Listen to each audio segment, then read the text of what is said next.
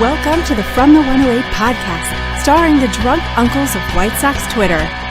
He's a Twitter-like whore, an Instagram thirst trap, and your grandma's guilty pleasure. Beef loaf.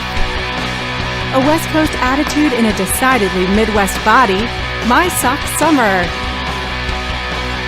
And your host. He's sharing obscure music thoughts to give you time to hit the bathroom. Terezi E.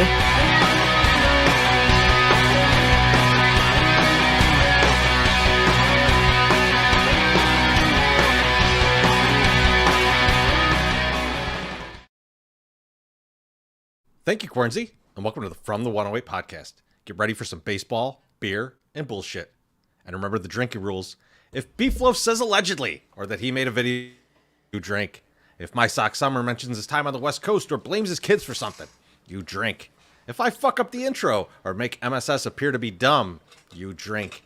And if Ian protects anyone from the Rule 5 draft, you drink.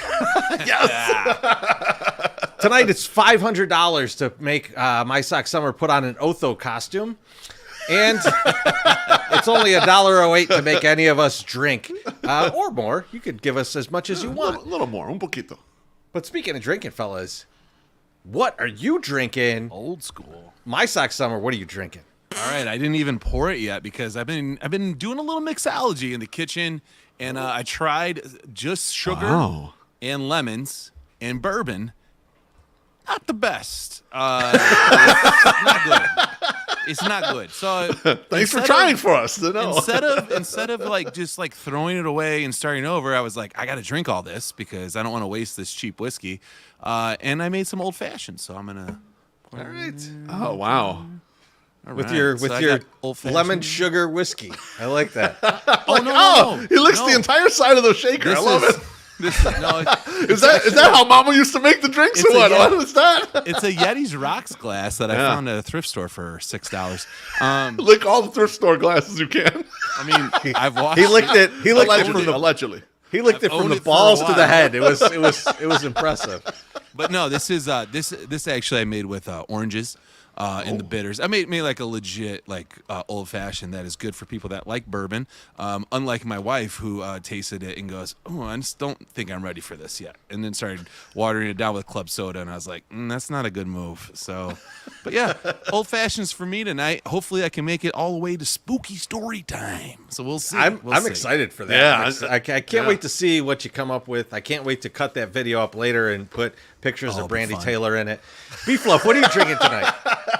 Boys, I'm still on my my Chicago handshake train. I got the old style lined up because I bought that deal. That deal's still going on at Binny's. $7.99 for a case of old style. I might go back this weekend and just buy a bunch and throw them in my wine cellar. And then I'm supporting our good buddy Josh Nelson, even though he's a huge coward, with these little Malort bottles. I still have 6,000 of them in my cellar. The Trace Thompson thing you're still mad about? No, I got something else that I'll get into in a little while. It's a different cowardly act from Josh Nelson, of course. Beef, I do want to tell you. Go ahead, My Sox Summer. Well, I was going to tell you, I will donate my mini Malort bottles to you so you can keep the Chicago handshake train rolling.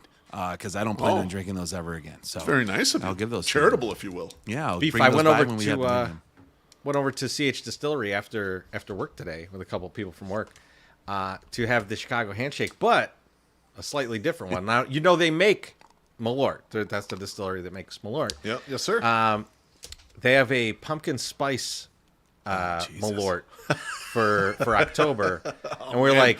That's a panty dropper right there, baby. Someone at work messaged me about this last week, and they're like, not the reason we expect, though. They're like, yo, Terezi. They didn't say Terezi because no one calls me that at work. But they said, would you like to go try this? It's a pumpkin spice Malort. And I said, that sounds disgusting. I'm in. Exactly. So we went tonight, and beautifully, they got old style there. They're serving Of course. You know, bet your ass they do. If you're going to this is West Loop. I know it's $5 is a lot for an old style, but it's the cheapest thing on the whole entire strip, right? That's not fucking right. expensive. It is. So I went old style. Is it tall boy with my? No. Are you kidding? That's a bummer. So it's old style with the pumpkin spice Malort. And they gave you toasted marshmallows on top of it. Don't need that. Just go straight pumpkin spice Malort. It's like a condiment for your drink. The one guy, the one guy we were there with, he told the bartender, compliments to the distillery. This is the best pumpkin spice thing I've ever tasted. Yes. I think it was more of a comment against pumpkin spice than anything, but I did enjoy it. I thought it wasn't bad. I thought it was if I would try again. I'll say that much. But tonight, I'm sticking with the daytimes. I'm doing good on the weight You're loss. number one. Yeah, you are. You're in first place. Incredibly. I've done nothing. You just stopped being a You're beating gigantic everyone, fat ass. and you've made no attempt, which I love. The only thing I've done is stopped like constantly eating, and Yeah. I'm not drinking 100 beers a week at the games, and That I helps, yeah. so the first 10 just flew off. The next bit is going to be difficult, so I'm a little nervous, but I'm feeling good right now, and I'm having a daytime. Keep those carbs low, baby. Keep those carbs low. Bless You know your who's heart. Nice not- work. Nice work, You Treasy. know who is not? It's not just falling off right now. Wally. Wally's going the opposite direction. It's falling back on. Well, yeah. When I wrote the blog this morning, I was like, I have to check this. I think he just gained back 3 pounds, and yes, he did. Wally is not. Wally's not taking well to this contest. Like, you're not Quarantine's- supposed to stop at Taco Bell on the way home after drinking 6 Bacardi and Cokes. It's Quarantine's just in not a good the thing. comments saying she's cooking healthier. That is true. Am I eating that at lunch at work? Probably not. I might be pounding, like a couple Stromboli at lunch when I would, Before. Stromboli. In your pre-life. delicious. Not now. That's what you're saving, right? You're doing better. Are you still doing that? No. I'm doing that right now. Doing that right now. Doing that right now and whooping our asses in the competition. That's all. That's I how wouldn't say fucked up whooping. I was eating. Yeah. That's Yeah, like whooping. it's like the Jerry Seinfeld when he's talking about the guy we won't mention from Subway when he's like, "How do you go on a hoagie diet and lose all this weight?" Like that's impossible. We don't speak of him around. Doing right now. No. I'm going to just start eating Arby's every day. Dude, that's a lot of protein. I went through all the Instagram Kinda. messages, and some guy sent us a message for 108 weight loss last year. A pro tip, don't send us messages on Instagram. We will probably never read them until a year later. And one of the things the guy said was like, eat a ton of whatever protein you're eating, double it. So Arby's is basically protein. So you can have as much Arby's as you want. I would love to do that, to just like go to an Arby's and order like a couple like of the big like half-pound ones and just throw the buns off to the side and just eat handfuls of that the would be roast just- beef. That's gotta be healthy. You have One to with video the that horsey shit. sauce and one with the other sauce. And No. It's gotta be good for Have that you. meat. You're not no sauces. Whoa, Get whoa, those who fucking sauces out of here. Horsey sauce. You don't like What is this, a horsey sauce? porno? Beefloaf, how you doing tonight? I'm good. I want to address one comment before I get into my banter.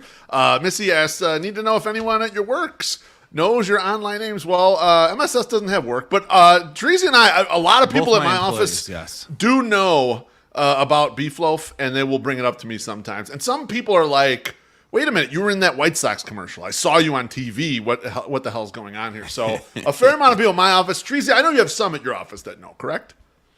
So there's a good handful at my office that know about it. They typically keep their mouths shut about it because they know that it's a little bit insane. So they don't try to invite everybody into knowing about it. But no one's called me by my name, except there was a time a guy came in for an interview and he walked through the office and he saw me and he asked the person interviewing, "Is that Chirizi?" Yes. And luckily He got the job immediately. he did get the job. And luckily the person that was interviewing him, that was walking around, knew about it and was like, "Yes, that is." And so just left it at that. He didn't say, would you like to meet the Chorizo? Want to go over to his desk for an autograph? I was out with friends from work last week on the Wednesday, and we're out for drinks at a bar close to the office, and someone walking through who was at some other party is like, "You're Beefloaf, right? Hey, how's it going?" And came up and shook my hand or whatever. So yeah, these interactions do occur. Thanks for asking that, Missy. Treasy, I'm good. A couple things for you. One, I don't know if you were aware of this or not, But the online casino where I play poker, it also has Let It Ride and 3-card poker. You want to know how I know that? Are you gonna ask me for money? No, so I'm like, I'm gonna just check this out. Let's play for a little bit. And Mrs. B's sitting there. This is during the Iowa game, and she's looking at me. She's like, "What the hell's wrong with you?" Right? So I play a little bit of Let It Ride. I'm like, okay, I lost a few bucks here. Let's go to 3-card poker, right? And 3-card poker, I'm playing for like 10 minutes, and I hit a 3 of a kind. So I'm playing like $5 a hand. So all in all, I ended up clearing $200 playing. There we go. The bullshit games on there. The problem is, Treasy, the payouts in the 3-card poker. You get the 4 for the flush, which in the casinos a lot of times it's the 3, and that's where it hurts the house edge. But the 3 of a kind, normally 30 to 1, only 25 to 1. So that's where they get you. They're it's not as bad. It's better odds than the casino, but it's not as fun if you're not getting as much. So when I only got 25 to 1, I was kind of fucking pissed when I hit that shit. Yeah, so, that's a little upsetting there. Kind of pissed about winning. I didn't win as much as I could have. Second thing, guys, I got a warning on Twitter. I got a fucking email from Twitter. I've never gotten an warning before. It says we've determined your post violated our rules against hateful conduct. And I'm putting it up on the screen right now on the YouTube. And this was a response. It's blurry as fuck, so read it. Yeah, this was a response to. It's also you've been drinking a lot. It's a response to Vino, and you, and MSS, and Head Bum in Charge. And I forget even what we were talking about. It's about the porn thing. Oh, that's right. It was about the poll. What did I spell wrong though? Oh, you spelled masturbate. You spelled masturbate wrong. So I respond, pretty sure my Sox Summer did that deliberately to derail my votes. Who the fuck wants to vote for a guy whose pick is spelled wrong? Fuck. This got me a violation. All the shit that I've seen out there. Now, I didn't get in trouble where I'm like, shadow banned or anything like that. They just shadow banned like this particular thing. They lowered the visibility of this tweet or whatever.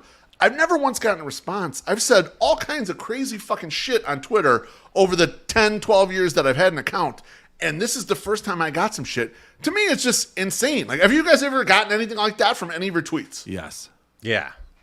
You have? It's my first time. I'm surprised that's your first time of all the shit you've talked to me. But yeah, no, I get that every so often. They're like, "Are you sure you want to send that?" Most of our users do not enjoy this kind of language, and I was like, "Fuck you, yes, send." It's the times it's happened to me has mostly been similar to like this past weekend. I was I was live streaming Halloween 3, and I talked about like the kid getting his head melted, right? Yeah. If you say like, "I'm glad that kid got murdered" or something, like you will get that message. Okay. All right. Yeah. Right? Which it's a movie. Like I would never say that about an actual kid. So, Right. But like the computer doesn't know. The bots don't know. Yeah. Computer. But I even spelled fuck wrong. I spelled it fuck. Like, Maybe who the hell that's why. detected that shit? Maybe that's why. Maybe they're Maybe like, they saw the workaround and they're like, Yeah. okay, we're gonna get this guy. this guy's working Maybe that's around. an acronym for something that we don't know about. They said he worked it out. We're gonna work it back in. Maybe it's the real dirty stuff. I don't even know what I was doing there. Fuck. Ooh. Last thing, guys. I just have to call my good buddy Josh Nelson a huge coward. And Treasy was there for this interaction. I tout his Malort all the time. And he and I do stake bets every year on random shit. So the Sox were horrible last year. So I, in the dark, the other day told them, Josh, here's a stake bet. I want White Sox over 68.5 wins. Now, mind you, the White Sox won 61 games last year, okay? They got a shitty-ass team there. Yeah. I said over 68.5 wins. He wouldn't take it. Treasy, right? You're vouch for me. He said, let's see how free agency and everything plays out. And I'm like, this man's a coward. And the reason why this man's a coward, okay, the White Sox won 61 games. But if you go starting in August 1st when they traded everyone, so now they have the gutted roster. So none of these guys are here anymore. Giolito, Lynn, all these guys have been traded away. Jake Berger, all this shit. The White Sox were 18-37 from August 1st on. That's a 53-win pace. I'm spotting this motherfucker 15 wins on the pace of that shitty-ass team there. And he's really, like, scared and will not take the fucking bet. I was shocked, Treasy. You know what, though? He's onto your bullshit. He's onto your bullshit. What? I mean, he knows. Let's get a drink here from our guy. Right. Aloha, Mr. Hand. He says, have a Bacardi and Coke for Wally. Too much sugar. Cheers to him. Diet Coke. We'll do Diet Coke. Chubby.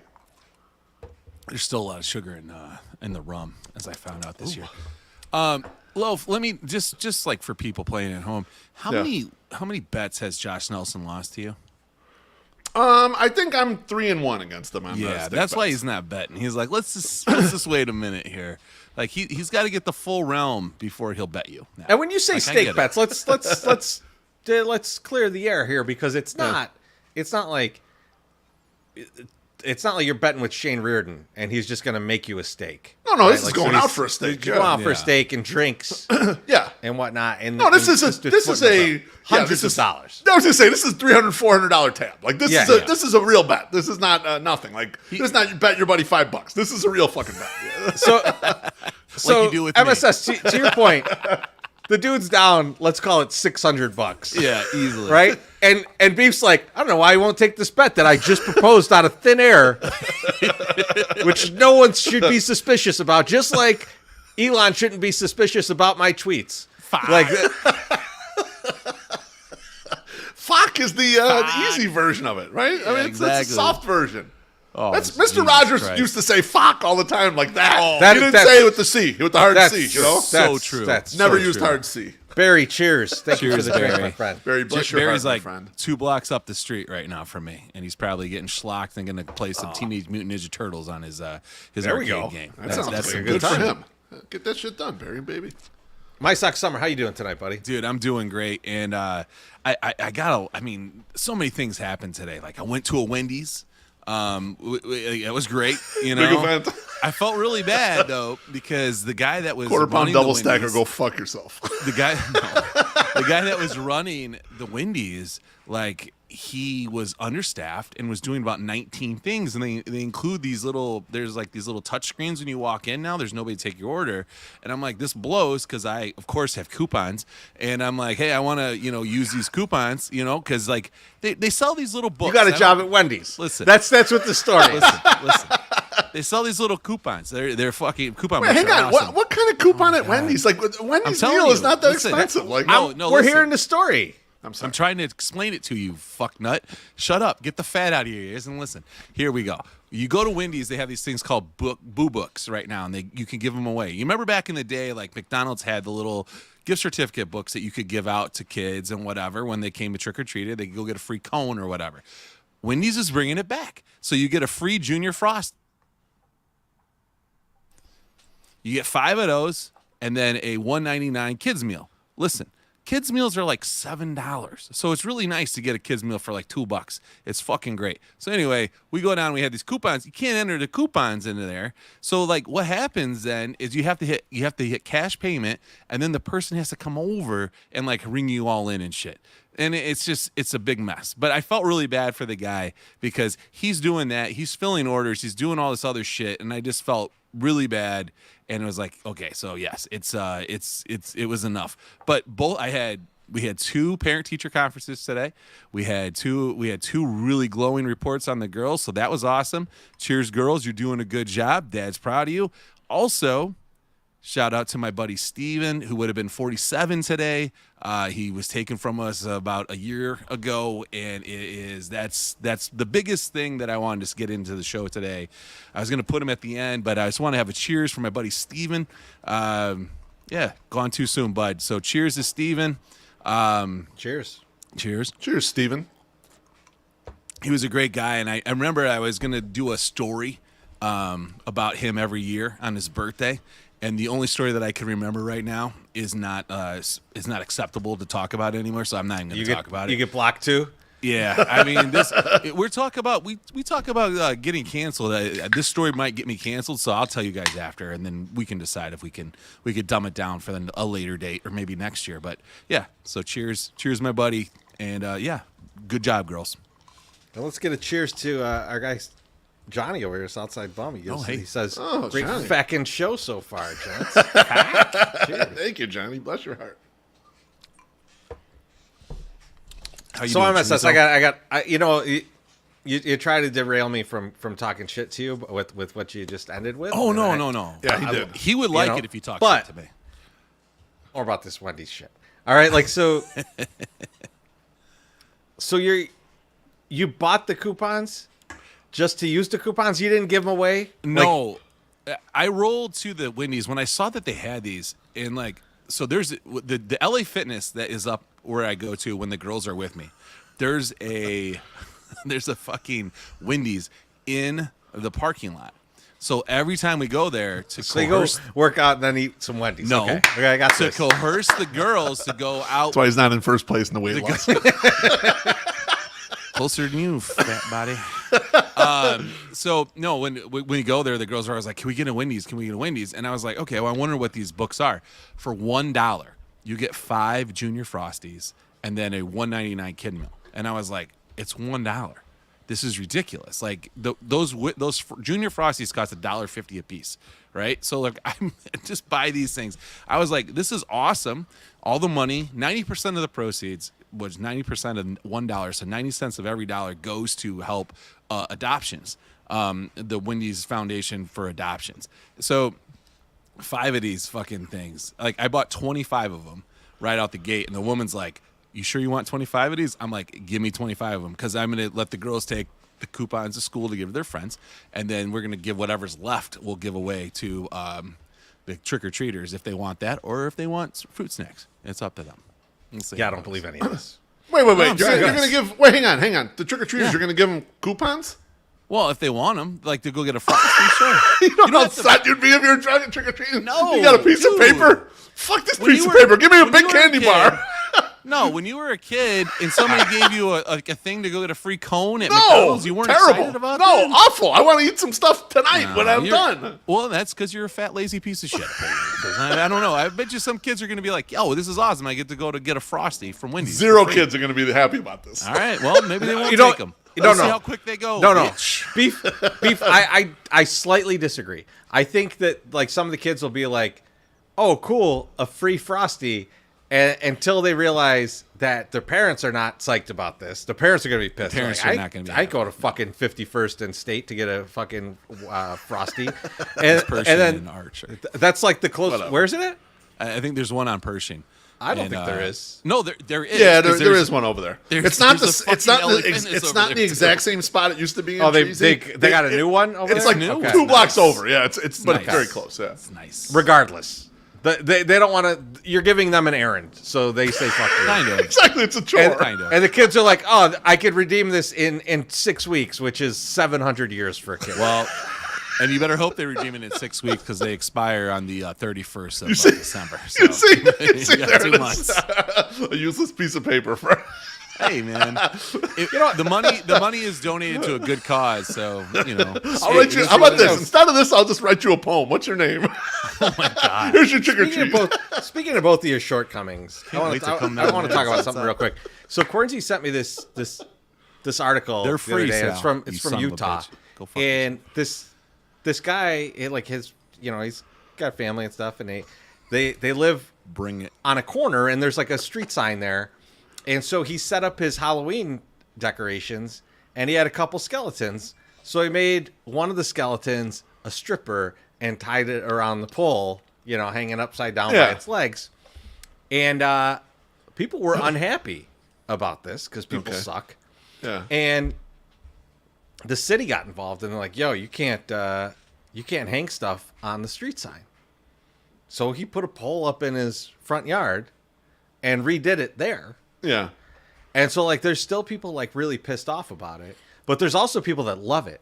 And there's people that are coming by and putting money into the strippers Yes. and like so this whole fucking thing's going on in like this small town in Utah. And my question to you guys is, you guys both own houses. Why aren't you doing some cool shit like this for Halloween? I don't have a front yard. I got nowhere to put it down. I suppose Excuses. I could hang it off my off my deck there. We already got the Iowa flag hanging though. That's the one thing we got hanging. So I don't know. I'm not really a big like decorations guy for Halloween. I'll carve Your a background pumpkin, speaks to that. but Yeah. I'm not a big decorator. I have a lot of 108 paraphernalia in my background, by the way, including these shorts that are collector's items. All right, Oh, how man. dare you? We fucking need dare to you? We need to do 7 108 weight losses to get back To get back to those. You in those shorts, and they were tight Dude. already, and you went over to my neighbors, you're Yes. smoking cloves, and you're Smoking standing there in cloves. just the shorts, like nothing else. It was the best. It was the best shit ever. And not only just smoking the clothes, but kept bending over because I would get my drink. I mean, not like the BWC was falling out or nothing. Like, it was okay, but Those were the real drunk days of the 108. oh my god. I mean, look, those things are so tight. It looked like you were wearing a cup. You know, it's just like you were really. We were starting to see the shape of things. But A whole party, got a everyone couple- fully clothed, and then me in shorts smoking cloves. I mean, it was great. Those are good. got a couple of things. drinks Good to get times. to, fellas. So let's get one. Let's do it. Another for Barry. Cheers, Barry. Oh, Barry, thank you. Oh, cheers. And then we got one. We got one from John. He says, "Cheers, fellas. Love the show." Cheers, John. Oh, thank you, John. Appreciate you. Oh, damn. Another one. Cheers. Oh, that Malort is going down well. And I don't know what Josh is mad about in the comments, but He's just mad. Cheers to Oh, you, Josh. he's talking Sorry about about sorry about your loss of $600.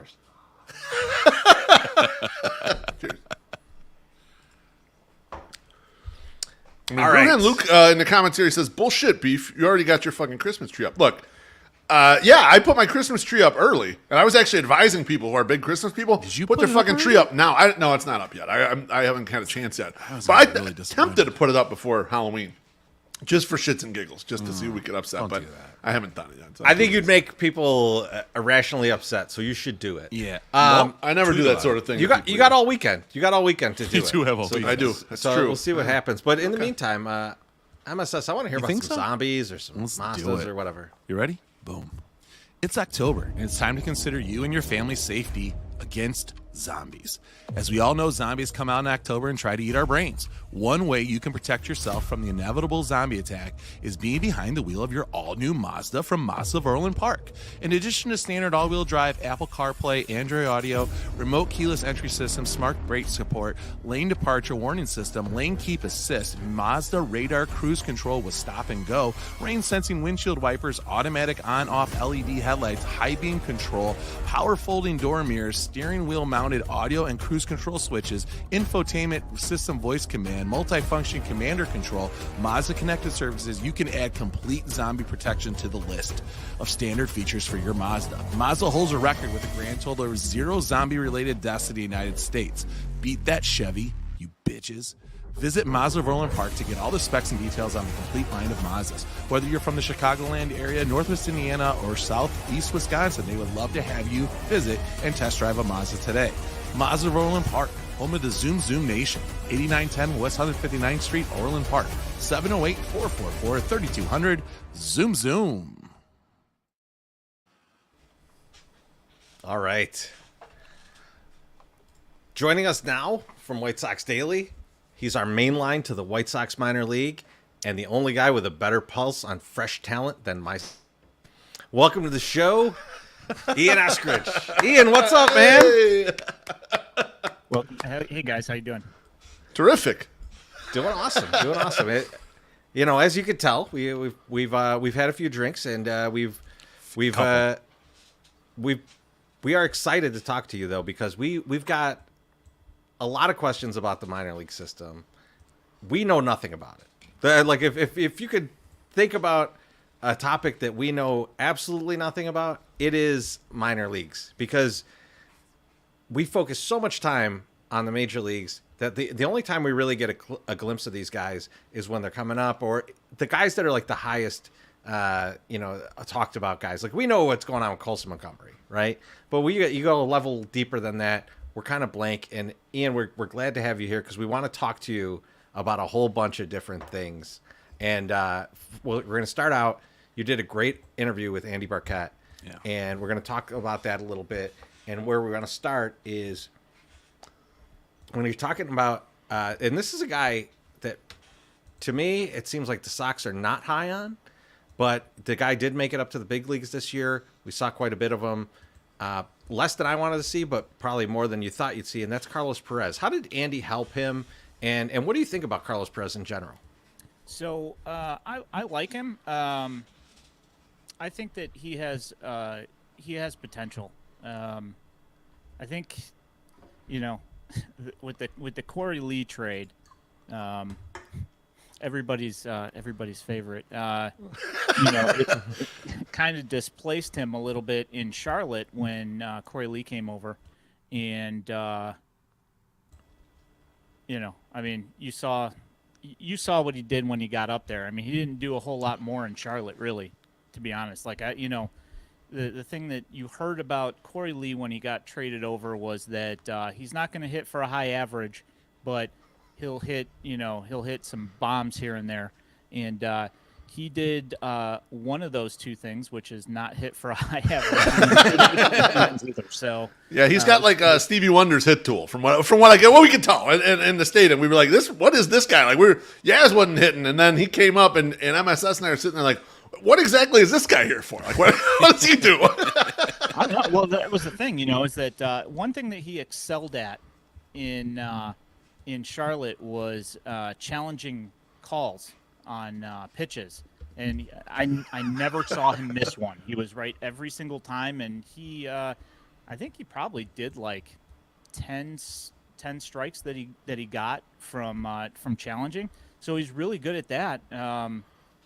But hell yeah, when they get the automated strike zone, Treasy, he's the guy who knows how to game the system. That's the only reason they got him. Can't wait. Yeah, but the thing is he didn't hit, and it was, everybody said, oh, he's coming back from injury, so he'll start to improve as, like a couple of weeks out here. And I just kept waiting for it, and it just did not happen. So, yeah, and that was the Astros' 5th ranked prospect. So that tells you like what shape their system's in if that's their 5th rated prospect. Yeah. Just saying. I mean, they were willing to give him up for Kendall Graveman, though. So, like, I think the writing should have been on the wall. But in terms of Perez, I mean, like, Perez seemed to have a lot of trouble getting up to the majors. How do you feel about him and what Andy did with him? So, the knock on Perez is that that defensively he's not as good as say Corey Lee, which when he came up to the majors, he was touted for having this cannon of an arm, and he was throwing the ball into center field, throwing it 10 feet short, hard but 10 feet short. And so that was like kind of the thing about what happened with him in the minors is that he kind of got displaced by Hackenberg and Corey Lee when he finally showed up. But as far as Carlos Perez goes, when he was brought up initially in 18, he was more of like a line drives guy, kind of like Beef's favorite guy, Andrew Vaughn, more of like a doubles hitter. It's a gap to gap guy, yeah, right. Yeah. And but his exit velocity was good, and he had good bat to ball. And in between 18 and 19, he worked on his plate discipline, and his walks ended up going up 600% between years, which I think it was like, and it wasn't anything huge, it was like 6 to 24 or something. Still very good. Yeah, and he, his plate discipline, his average went up. He hit almost 300, I think, that year, and then you had COVID, so he lost a year, and then Barkett showed up, and while they were working out in Arizona, they reworked his swing. He mentions in the interview, that you have to be careful about who you say this to, but he said, let's try getting the ball up in the air a little bit. And they reworked his swing a little bit and got him, more grounded in his swing, which is, like keeping his legs a little bit more into the swing and using his arms a little less, and trying to use his his core to drive the ball a little bit more, and got him kind of getting his bat more on plane, which that, when you do that, you're going to induce more fly balls just naturally by getting your swing on what they call on plane, which is not necessarily like an uppercut, but it's a little bit more, kind of gets a little bit of backspin on the ball. And you dip your elbow a little bit more than, chopping down on the ball, so you don't get as many ground balls. And the next year after that, in 21, after that spring training, he ended up getting 13 home runs, which was, I think he hit 3 and 2 before that. So it was a pretty That's a big huge improvement. And Yeah, that goes from not being on the radar to being on the radar, kind of. Like that's like a tipping point for getting a guy to even have a shot to be up here. Like we were asking for more of him. Watching the tail end of Yaz and then watching Corey Lee not hit, and it's like we wouldn't have even heard of this guy if we're for an adjustment like that. Because who the hell wants a guy who hits a 70 ground balls rate and it's 2 home runs as a catcher? Like no one wants that, right? Corey Lee. That's exactly who they want. Initially when he first came up, he was mostly just like I said, he was a doubles guy, and that was what kept his slugging percentage and his ISO up, was the fact that he hit quite a few doubles, and in 21 he hit 13, and then in 22 he put up 20 home runs, 21 home runs. So his power numbers started going up, and that made people, kind of take notice of him, and got him, all the way to AAA and starting pretty often in AAA. But then, they promoted Hackenberg, and, there were a couple of other weird moves, like Evan Skaug, drafted at TCU. I'm not entirely sure what the deal was, because they released him. Well, I know why they released him. He wasn't hitting. He was hitting in the mid 100s. But I think that the reason, I think the reason why they started him over Carlos Perez is because his defensive tool is really good. Like Evan Skaug, when it comes to calling games, when it comes to blocking and framing and stuff, he was really good. And I think they wanted to get him a look. And see what he could do against better competition before they let him go. Because I was pretty sure that they kind of had it in their mind that Skaug was not going to cut it. So they wanted to make sure, before they cut bait, And he got released in early August maybe. And he already is he's the catching coach at TCU now. He's on to his next career. He's like, fuck this shit. I ain't staying around for none of this. I can't believe he is a good catcher. I'll give him that. With Perez in 53 plate appearances, he really controlled the strike zone at the major league level. Like we're talking about bad plate appearances, and we watch a lot of them from White Sox. 7.5% walk rate, only 20.8% K rate. Now it's only 53 plate appearances, but that's still incredibly impressive. Like come up and be a guy who's at least that reliable at the plate, no matter what the slash line ends up being. Yeah. Ian, what does he have to do to get on the field next year? Like, what's the thing that's got to happen? Because I'd like to see more of him. I know Treasy, too. We in MSS, we've been talking about him. What does he got to do to get on the field more? Yeah, that's a great question, because, I don't have an answer for you, because if the plan is to continue to play Corey Lee when we know exactly what we're going to get out of his bat. Right. And the thing, I know he's Andrew Vaughn's roommate, and, Daryl Boston was KW's roommate, so apparently the roommate thing is kind of a big deal around there. I don't know why you would continue to start him, because he doesn't hit. And I mean, I've watched him play defense, and, he's okay, but I don't look at him and go, oh, that's a guy that you want to keep on your roster because of his defensive prowess. It just doesn't jump off the page to me. Yeah, and that's surprising. And it's speaking of someone who was supposed to have a huge defensive prowess, and we thought was at least going to have that when he came up into the majors.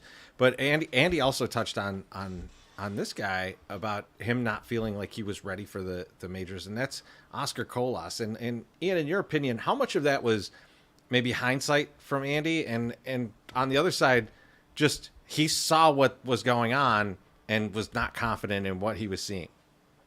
All right, so I think Oscar Colas, and I haven't. I've been holding in a lot lot of things. Yes. Let them free. Don't hold them here. Let those out. Don't worry, no one's listening. Yeah, that's true. That's true. I just kind of I never. I had planned on talking about it on our stream one night and just got sidetracked and just didn't. But I think it's a multifaceted issue here. With him, and the thing that I try to convey to other people is that the guy missed 2.5 years of competitive baseball. Okay, and he got signed after coming back from Japan, where he was in the minor leagues. You know, they saw all the things that that the hitting staff here saw, which is that he relied a little bit too much on his God-given ability, and his approach wasn't great, and the fundamentals weren't great. So when he came over to the White Sox, he started off, and after his first year, which he started a little bit late because of a wrist injury, I believe, is what it was. They determined after the first year that he needed to work on his approach and on his plate discipline. So that was one thing that I know that they specifically targeted with him in the offseason, was for him to work on his plate discipline. And he looked like it looked like it worked. He looked good in Charlotte for the time that he was there.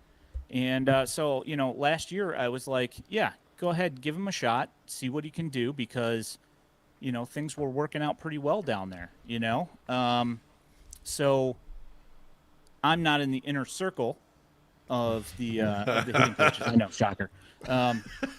Wait a second. But I was misled.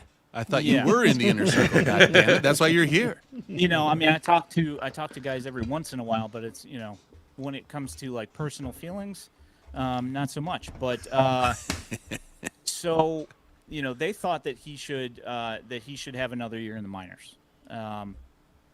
For experience. And when you say that, you're saying Andy and the other hitting people down in the minors were like, a little more seasoning. Put this turkey back in the oven, kind of idea. Like it's a little more. Yeah. Little pink. So, they thought that he should stick. And there's I think that this is where this rears its head, is when he does make it up to the major leagues. That his, I'll just call it like the I'm the man syndrome, where he thinks that he's smarter than everybody else. And he thinks that, what he did to get to where he is going to carry him to the next level. And he had worked with, the developmental staff on, trying to rework his plate discipline. He did not have the results that he was looking for. Or that we were looking for. More importantly. And I think that, what ended up happening is what you ended up seeing from him a lot, which was that he was trying to pull everything and trying to hit everything to the moon half the time, And if you go back and you won't, but if you go back and look, at when he had success, in the minors, it was when he was going back up the middle, when he was going the opposite way when they were trying to pitch him away. And when he's in the majors, that he did not do any of that. And the times that he had in with the Sox where he looked competent was when he was going back up the middle and going to, left center field. Yeah, absolutely. And I'm glad you bring this up, Ian, because he would have, occasional bouts of competence where we'd watch a game and it's like, maybe Oscar figured it out. He was patient. He hit a couple singles the other way. Yeah, he struck out, but there was a borderline pitch. It was 3-2. It looks like a good take, kind of like he's got. And then the next 5 games, he'd be a total disaster. Exactly what you're saying, trying to pull everything, and nothing was working out for him. Why Ian did what was happening on offense carry its ass over to his defense? Because to me, that was the most. MSS and I would be so upset to watch him play so terrible in right field. Very least. Yes, exactly. What happened there? He made Sheets look good. He made Gavin Sheets look good in right field. Got him a job for another year because how bad his defense was. Yeah. So here's the thing, right? I went down to Winston-Salem, and I saw his third game with the Dash a few years ago, And that game, I saw a ball hit about 405 to dead center, straight over his head. He turned, ran straight back, ran a great route, caught it over his shoulder. It was beautiful. Holy right? shit. And so, I'm sitting here watching him in the minors, and everything looks like it's, he can play a competent center field. So I'm like, if Luis Robert gets injured, he can play center field. He could play right field because he's got a cannon for an arm. I think he throws like 90, 98. And, from the outfield, not pitching, because otherwise he'd probably be a pitcher. But, Exactly. yeah. So, hey, thanks. Appreciate that. I thought that defense was going to be good. But the thing is that when you see him playing and having to hit cutoff men, him not playing hero ball and trying to gun guys out at home or third base or whatever, you don't, you kind of look past, kind of like chinks in the armor, when you're watching him in the minors, where he, just a slight lapse, where he's making just a little bit of a weird play, because in the minors, his physical tools will make up for those issues, like holding onto the ball and not getting into the infield fast enough, not having a bad throw to a cutoff man, just like things like that are the kind of things that when he makes it up to the majors, where guys, not that everybody's Corbin Carroll or anything, but where guys guys will take an extra base, Yeah, Yeah, they exactly. study this. Even They slow were guys. waiting on him too. Like they were doing it to him, kind of all the once he was played 20 games and people saw the mishaps. They were waiting on him to do this shit. They were waiting for him to make a throw that he shouldn't make so they could take that extra base. It was like they'd studied up on him. So you're right. It's like a poker player stepping up to a higher level, and it's like they catch every mistake you make, and that's what these teams are doing with Oscar. It's crazy. Yeah, 100%. And this also, leads into the last part of my theory on this is that when it comes to his maturity. Just another reason why they wanted him to stick down there is, everybody heard about his Instagram post where he was, unhappy that he's still in Winston-Salem and that he should be starting on the White Sox, because he's the man. And then, you hear about other things that he's doing on the bench when he's DHing in between innings, on his phone, doing, talking to, people he shouldn't be talking to. Yes. While he's on the Yes. bench. Who's that? I mean, please. Hello. Do That's tell. what my grandpa says. Stop talking to viejas and pay attention. Between those kind of issues, you see where the maturity level is. That he's got some, he's got to get knocked in the dirt a little bit, and get some humility to realize that these guys that are coaching him that have played baseball and for years and have coached major league talent and have played in the majors know what they're talking about. When they tell you don't do that, and he goes and does it anyway because he's like, oh, my arm strength will make up for it. No, it's not going to. Let me ask you your bat speed's not going to make up for it. Let me ask you something there, because I think in Beef and I are kind of on the same page of this, and I'd like to get your take on it. Is I think a lot of people out there, you see the comments about man, Pedro Grifol seems to be picking on Oscar Colas, or Oscar Colas is the only guy that really gets the brunt of it from Pedro Grifol. Yep. And I wonder, from your thought process, how much of this is Pedro Grifol is being mean or picking on this guy, as opposed to Pedro Grifol sees a guy who's very talented and just is too fucking cocky and needs a little bit of, you need to come back down to earth because you ain't what you think you are. Or Teresi, and I was going to bring up the same thing. Is it him trying to motherfuck somebody else that's saying he should be on the major league team? And exposing him and then showing it out, as opposed, because listen, there was a lot of lackluster people up this year and people that have talent that should have done better.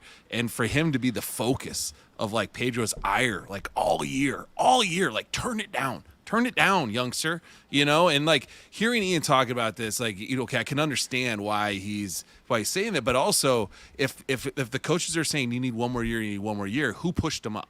Like who pushed him up? And then is that Pedro mother effing, whoever said mother, we can say it on our show, motherfucking that person and saying, this guy shouldn't be up here. And these are the reasons. I'm going to repeat those in the media, Yeah, the people you're talking about motherfucking are in the C-suite is what you're talking about. They're gone now. They're not here anymore, but yeah. He should be there. Yeah. It's all Candy. I would say that there's a bit of probably all of that stuff in there, right? So he's Pedro's frustrated because the team's not winning. Pedro's got a cocky kid on the team that's not doing the things that he's asked to do. He probably not thrilled about having him on the team and not having somebody that's a little bit more fundamentally sound. I mean, I don't necessarily think that it's like a Art Howe type thing, where he's, purposely sitting, a guy and, arguing with, Rick Hahn about it or anything. But, I mean, at the end of the day, when, he might be being mean, I'd say maybe doing it in public is maybe something that should have been toned down a little bit. And, I mean, there's that part of it, that side of it that I would probably say is probably not the best thing, like the TLR, your mean Mercedes thing, throwing him under the bus in public. There's like some things that maybe you might want to tone down a little bit. And he's a new manager. So, he's trying to lay down the law to the young guys. But the thing is that, if you heard like Andrew Vaughn talked about Pedro in spring training, and when they were doing their cage stuff earlier in the year, Pedro says, you got your cage work done already? And he's like, yeah, a couple of the guys came in, early, and we hit in the cage early. And he's like, oh yeah, that's not going to work. Everybody's here together. That's the way this is going to be. And so there are some things that, you're kind of, like this. That was one of the things that kind of gave me hope at the beginning of the year that Pedro was going to be competent. That said, I mean, I feel now. Let's hold out. It looked bad, Ian, but let's hold out hope that he is. We're gonna have him for at least one more year. So maybe let's fingers crossed kind of thing. Like let's get to a couple drinks pretty real quick. We got one from Daniel Pierce. I don't think we got to. No, we didn't yet. No. Yes, and this I think is for you, MSS. Is it Baconator or breakfast Baconator? I mean, listen, both. I mean, I would eat either. I've had neither. So what? No, you know what I really like is their chicken sandwiches are really good. Like the ghost pepper chicken sandwiches is delish. Even though my wife ate half of mine today, not realizing it wasn't what she ordered. So I was like, okay, great. Yeah. Sounds like quite the I ruse. love those. Well, cheers, Daniel. Thank you, Daniel. Appreciate that. This next one is towards Ian. This is Missy. She says, "For Ian, give me the juicy inside scoop on Romy." Hello, cheers, friend. Ian, and Thanks, cheers, Ian. Cheers, Missy, and apparently cheers, Romy. Romy, maybe. Yeah. Hello. Mm-hmm. Oh, you don't have to dive into that one. That's fine. Offline, we'll do that. You know what? That's I like Romy, so He's our starting shortstop next year. So we'll see. But your ass Better is- like him. It's I'm perfectly fine with. You could do worse. Buying out Tim Anderson personally. We're kind of going to go in that direction right now because I want to ask you about the Sox have you spoke to Andy and Andy just got let go. They let go of Nacho. They reassigned Chris Johnson. The whole hitting squad is out basically. They're going to bring in new people. Like, what direction do you think that Guts and Barfield are going to go in this situation?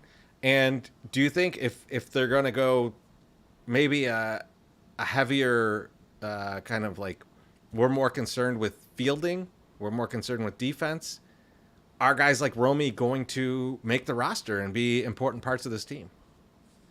I mean, they said last year that Romy impressed them, and like the thing is like I understand, part of the issue with Romy is that, when he finally started getting playing time this year, he started playing well, and he had like a month where he hit like 290 or something. And then he got injured again, and ended up having, I think he had the shoulder surgery. Right? Yeah. And it's, it's unfortunate. And, I mean, he's the first guy to go 2020 in Birmingham since Aaron Rowan did it in 2000. So, I mean, he's, and that's a hard place to hit, you know? Yeah. So, as far as like where they're going to go now, they had a Tim Hires apostle, in Andy Barkett, and Tim Hires is like, he's everybody's talking about Tim Hires being awesome now. Now that the Rangers are, in the World Series and everything, and they had a guy that was a Tim Hires guy that installed the plate discipline drill package that, he worked with Tim Hires on building in Boston, so they had a guy, and in my personal opinion, I thought that the not renewing him was really short-sighted without knowing what you're going to get. Unless they have something. That's kind of what I'd like to understand, because I don't get too deep into like the coaches and who's doing what, especially in the minor league levels. Is there a guy, or is there maybe not a guy, but a type of guy that you would look for that like if you were saying these are the attributes of a hitting coach that I want running the minor league system, what are you looking for in someone like that?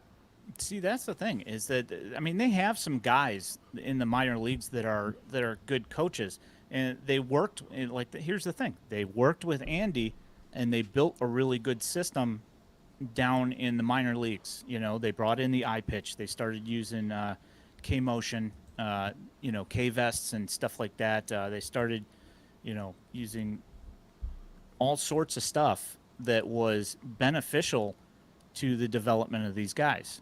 And over the last 3 years, you've seen improvement from a bunch of guys in that specific area. I mean, Yoelqui Cespedes in particular this last year. In the first half of the season this year, he had more walks in the first half than he had in the entire year last year. I mean, his average was terrible. Hit, but that was Double-A, the tacky ball. It was kind of a weird, like, as far as like batting averages and slugging and stuff, it was a little bit of a weird first half. But but the plate discipline was good. On the flip side of that, if you look at Luis Mieses, where last year he was really good, this year when the super tack ball was introduced, his numbers went way down. Yeah, they tanked. Yep. So Cespedes's walk numbers at least went up because he was recognizing what they were throwing him and not swinging at it, as opposed to the other guys. Like I did an interview with Kurt Bloom, the Birmingham play-by-play guy, and he's like, everybody hates this baseball. The hitters hate it because they don't know where the ball's going. The pitchers hate it because they don't know where the ball's going. So, what a combo! It was like complete failure. They tried it, it didn't work. Let's move on. Never do that ever again. But as far as like the guys in the White Sox system, I mean, they have like Devin DeYoung is good. He was like kind of like a roving guy. And he works a lot on, with the biomechanics stuff, with the pressure plates and with the K-Motion vests and, blast motion sensors for the bats and everything. Like he does. So for someone like me who doesn't know what any of these things are. What's a K motion vest? What does that involve? What are we doing basically, here? so it's they have different models that you can use, but it's like for the most part, it's like a mocap, more or less. It's like what they're using for Star Wars when people. So they're basically getting almost like It's a good reference because he knows. They're putting this vest on somebody, let them swing, and getting a capture of what's happening so that they can digitize that and then kind of study what's going on in the person's swing and what adjustments they might need to make. And once they make those adjustments, seeing like, oh, this is how you hit a ball, not directly into the ground, Eloy. Like it's something like that. Yeah, so it's like when you see those videos of like the multicolored stick people, that are doing that. That's exactly what it is. It like basically gives you kind of a basis of seeing like when where your timing is. If someone's pulling out of the batter's box or something, and like things like that, you can get that in the most minute sense. Is that kind of the idea? Exactly. Okay. You can tell like when they're coming through on their swing. Like you can use those like a Rapsodo cameras. It's just a high frame rate camera. You can use stuff like that to look at it. But when you get it broken down into like the actual numbers that you get with like angles and like actual angle numbers and stuff that you get out of the K motion stuff, that's like a little bit more useful than just the eye test. That's. And then when you mix that with the pressure plates, it shows you like what kind of force you're putting into the ground when you're doing it on the pitch, in direct relation to how how your swing's coming through the zone. So like I know one of the things that Chris Johnson did when he was with the Knights a few years ago, because he writes SQL databases, basically he worked out a system where they took all these numbers from the Rapsodo, from K motion, from the pressure plates, and from the blast motion, which is like basically what it does is it it's like a little sensor. Actually, Ellie De La Cruz got in trouble for having one on his bat like a few months ago because it was like this little clear rubber thing on the bottom of his bat. It was a blast motion sensor. So basically what it does is it reads like the plane of the bat, and it reads swing velocity and stuff like that. They funneled all this stuff into a SQL database, and basically it just gives them numbers to tell them like an overall overarching number for how your swing is on pitches. So there are smart guys in the White Sox. So I guess I'm glad that you're bringing this to the forefront, because there's been a lot of discussion about the Sox can't develop anything, and there's been a lot of like nature nurture stuff, right? Did we get the right guys in here to develop? And I've even heard Jim Callis on with Josh Nelson say, you know what, they're not complete dummies down there developing. It's like sometimes you buy the wrong groceries, and no one's going to be able to develop this shit. So like that, I'm sorry to cut you off, Treasy, but I'm glad that Ian brought that up.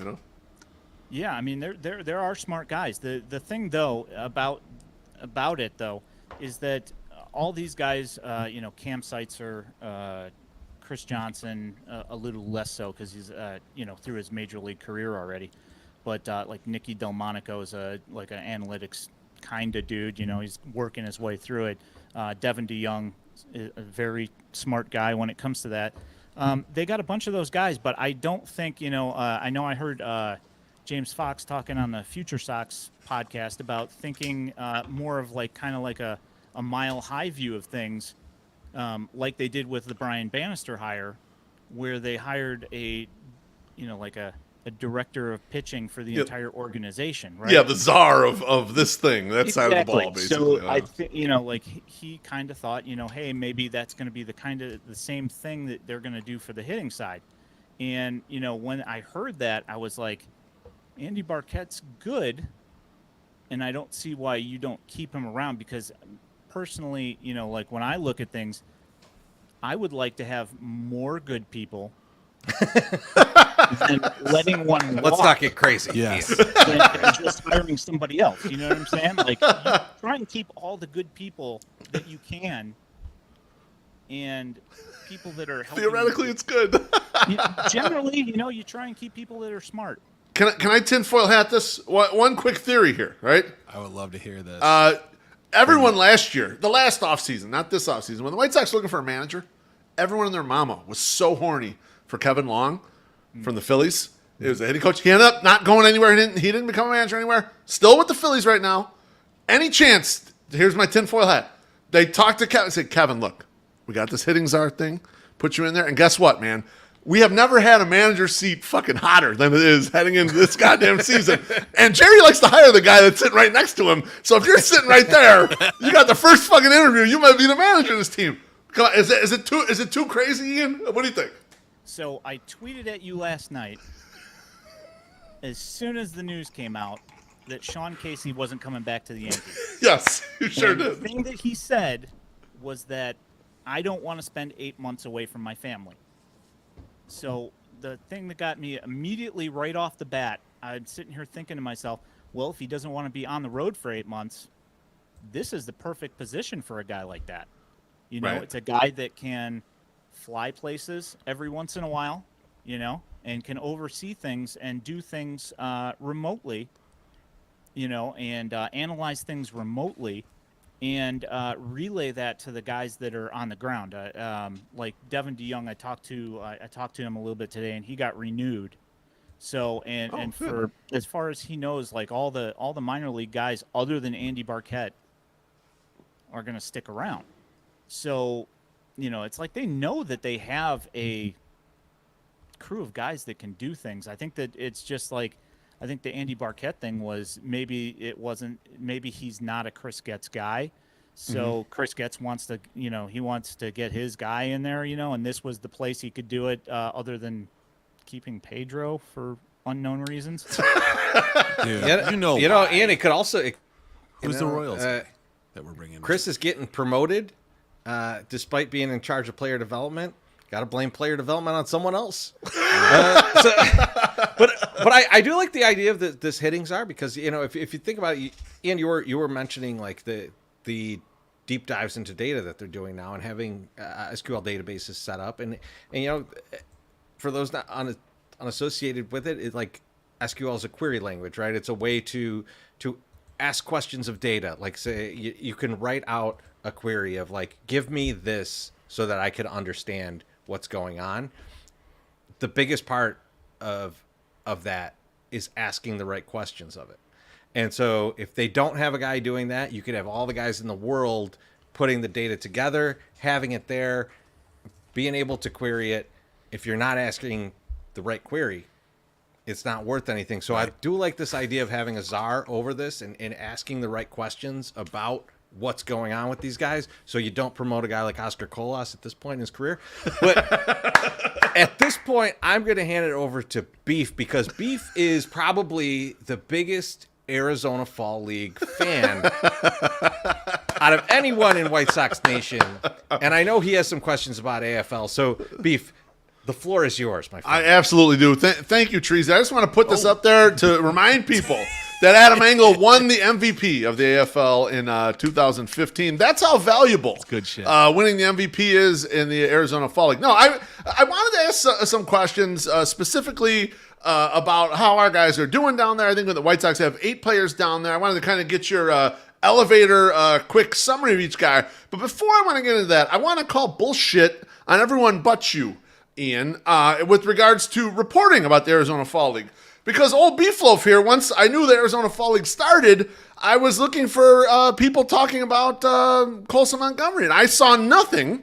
So I went to MLB and I checked, and I was like, oh, Colson's 1 for 17. No wonder I haven't heard a single fucking update from anyone. Then he has a weekend where he hits 3 home runs. I have my whole Twitter feed is repeats of the home runs and everyone touting the home runs. I heard shit since. Well, that's not just you. I love your videos. You know that. How dare you? How dare you in that? And then fucking crickets again, And so, like, you're the only guy I've seen consistently putting stuff out there. Even if Jake Eater has an up and down start, you'll put it out there. It's like, well, he, this side of the start was good, but, he didn't have the control, walks, and et cetera. So I want to, shame on all of you who are doing this minor league stuff other than White Sox Daily.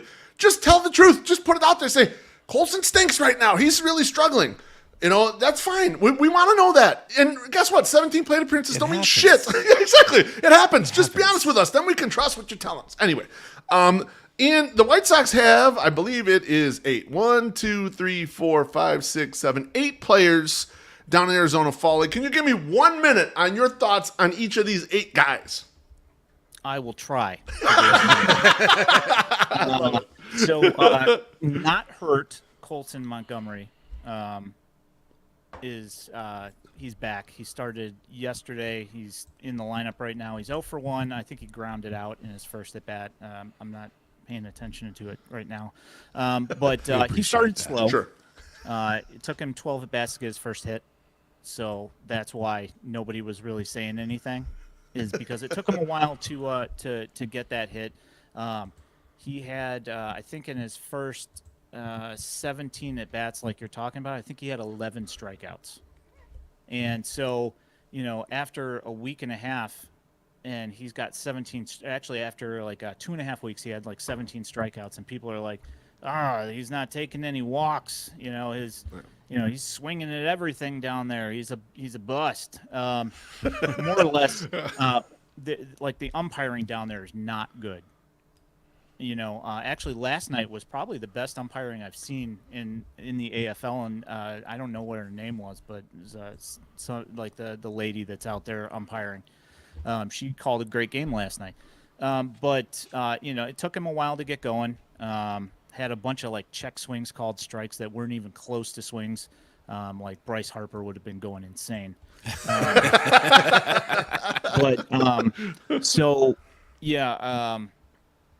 More or less, like he started hitting, after that first 5 games or whatever it was. He started hitting, and he did have that 2-homer game, and then he hit a home run he hit his first home run, then he had a 2-home run game the next day, and he hit well, and then there was no stream, of course, but he hit a single. There was some sort of error. He ended up on second base, but then he got pinch hit for, and I asked around and didn't get anywhere.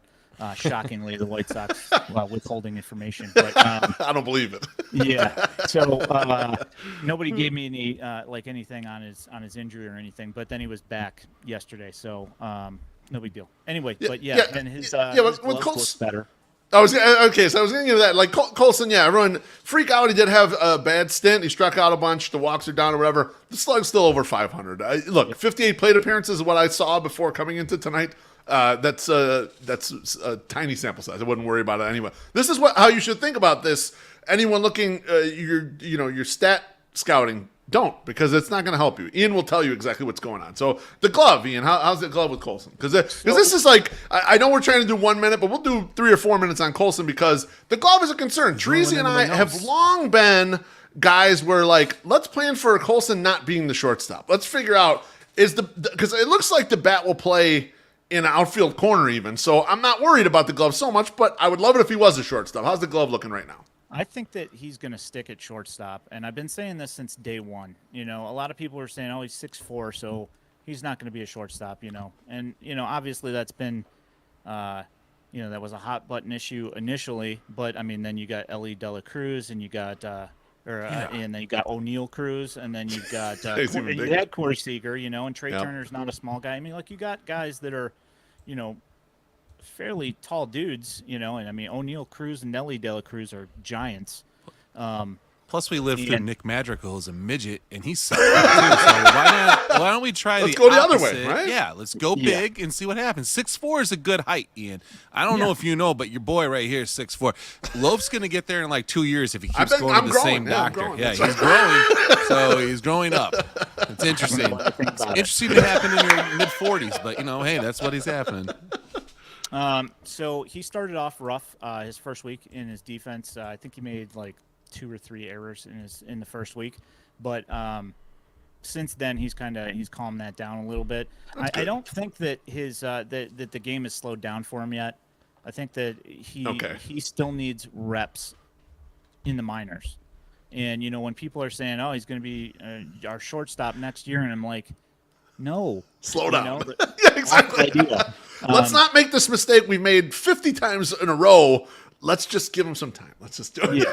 I mean, like he's the thing is that most of the time, like what his issue is like the things that you see out of Tim Anderson, where he overthinks a throw, and when he does that, he'll either leave it short or he'll sail it a little bit, and that's like most of the time the issue you see. You'll see a couple of times where like a ball eat him up, but that's why I'm saying he needs more reps at shortstop, and like that these are the kind of things that you want him to work out in the minors, so he doesn't do it when he comes up to the majors. And not like I'm not expecting the White Sox to be good next year, or maybe even in 2025, but at least I want him to get fundamentally sound before he comes up. 100%. How's mine and Treasy's play cousin Brian Ramos doing? He's doing all right. So Play cousin. Is he a second baseman? Come on. No, he's not.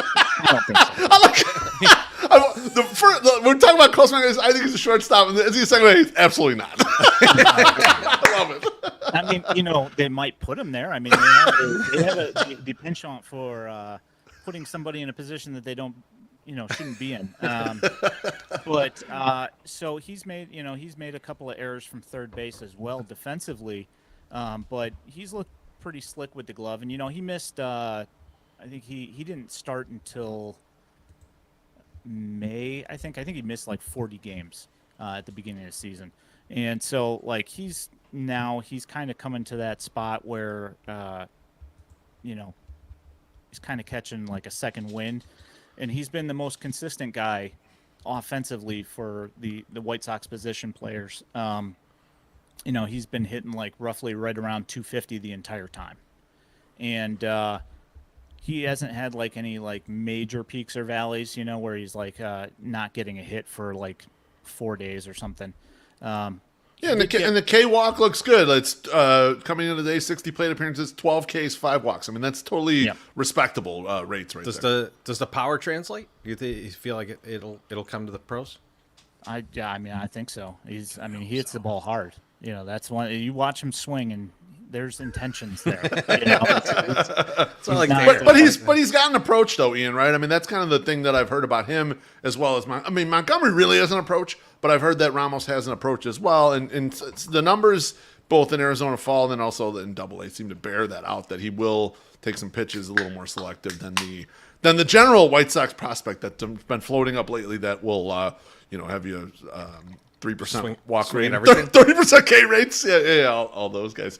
A guy who I'm hearing so much about, and then I looked up his minor league numbers. I'm like, why is everyone so excited about this guy? But Arizona Fall League, he seems to have had a little bit of pop, and he a little bit of flash there. Jacob Burke, how's it Jacob Burke doing in the Arizona Fall League so far? He's been really good. The bat, the thing that you have to think about with him with his bat is that he's coming from advanced A. Right. So this is like a level and a half jump for him, because he's more or less like the Arizona Fall League's like kind of like Double-A and a half, right? So, he's facing guys from Triple-A. He's, that are coming back from like, that are just like, Jake Eater and, like Kai Bush and stuff like that, where they started like 70 games late in the season, so he's facing some of those guys from AAA. So he's facing like a little bit better competition and seeing better breaking balls than he's used to. So take that with a grain of salt that he's new to this. That said, he's on base a lot. He's got 4 stolen bases. He's hit a couple of home runs, and the glove, just like he'd been with the Kannapolis Cannonballers for like 2 weeks, and he already made SportsCenter. for like a crazy catch. Yeah. I don't know if you caught Chuck Garfine's interview with him the other day. I have not yet. And I will say, it's a great interview. Okay, And, I'll have to check it out then. Elijah Evans had done one with Future Sox before that as well, and they're both good interviews. It's a good listen. He was a football guy, and he always thought that he was going to be a football player. And like he looks like a free safety out in center field. Seriously, like they say, the free safeties in the NFL, they say, oh, he looks like a center fielder out there. He looks like someone I know. How's And this boost? just to look at the stats, you mentioned, probably a little overmatched by the talent level here because you got a lot of advanced AA pitchers there. There are 25 Ks and 74 plate appearances, but still 7 walks. I mean, that's a 9+% walk rate for a guy who's kind of new to the level. That's pretty impressive. I mean, that's I'm hearing a lot of Jacob Burke buzz. I hope that kind of follows through next year. Let's go to the pitchers, and the most famous of the pitchers. Mostly because he was traded for Jake Berger, so everyone want to hear about this guy is Jake Eater. How's Jake Eater doing in the AFL so far? My personal opinion, I think he's looked really good. So the thing is that he was not having a fun time in Birmingham, and the thing is that when he was with the Marlins AA team, the last couple games before he got traded, he looked phenomenal. So he comes to Birmingham, and all of a sudden he finds this mechanical issue, and I think that they said that it was with his lower half, and I think that it had a lot to do with the fractured foot that he had before this season and why he started late, because he was supposed to. He had already rehabbed from Tommy John. He was supposed to start pitching from day one, but he fractured his foot in rehab, and so he had to start late.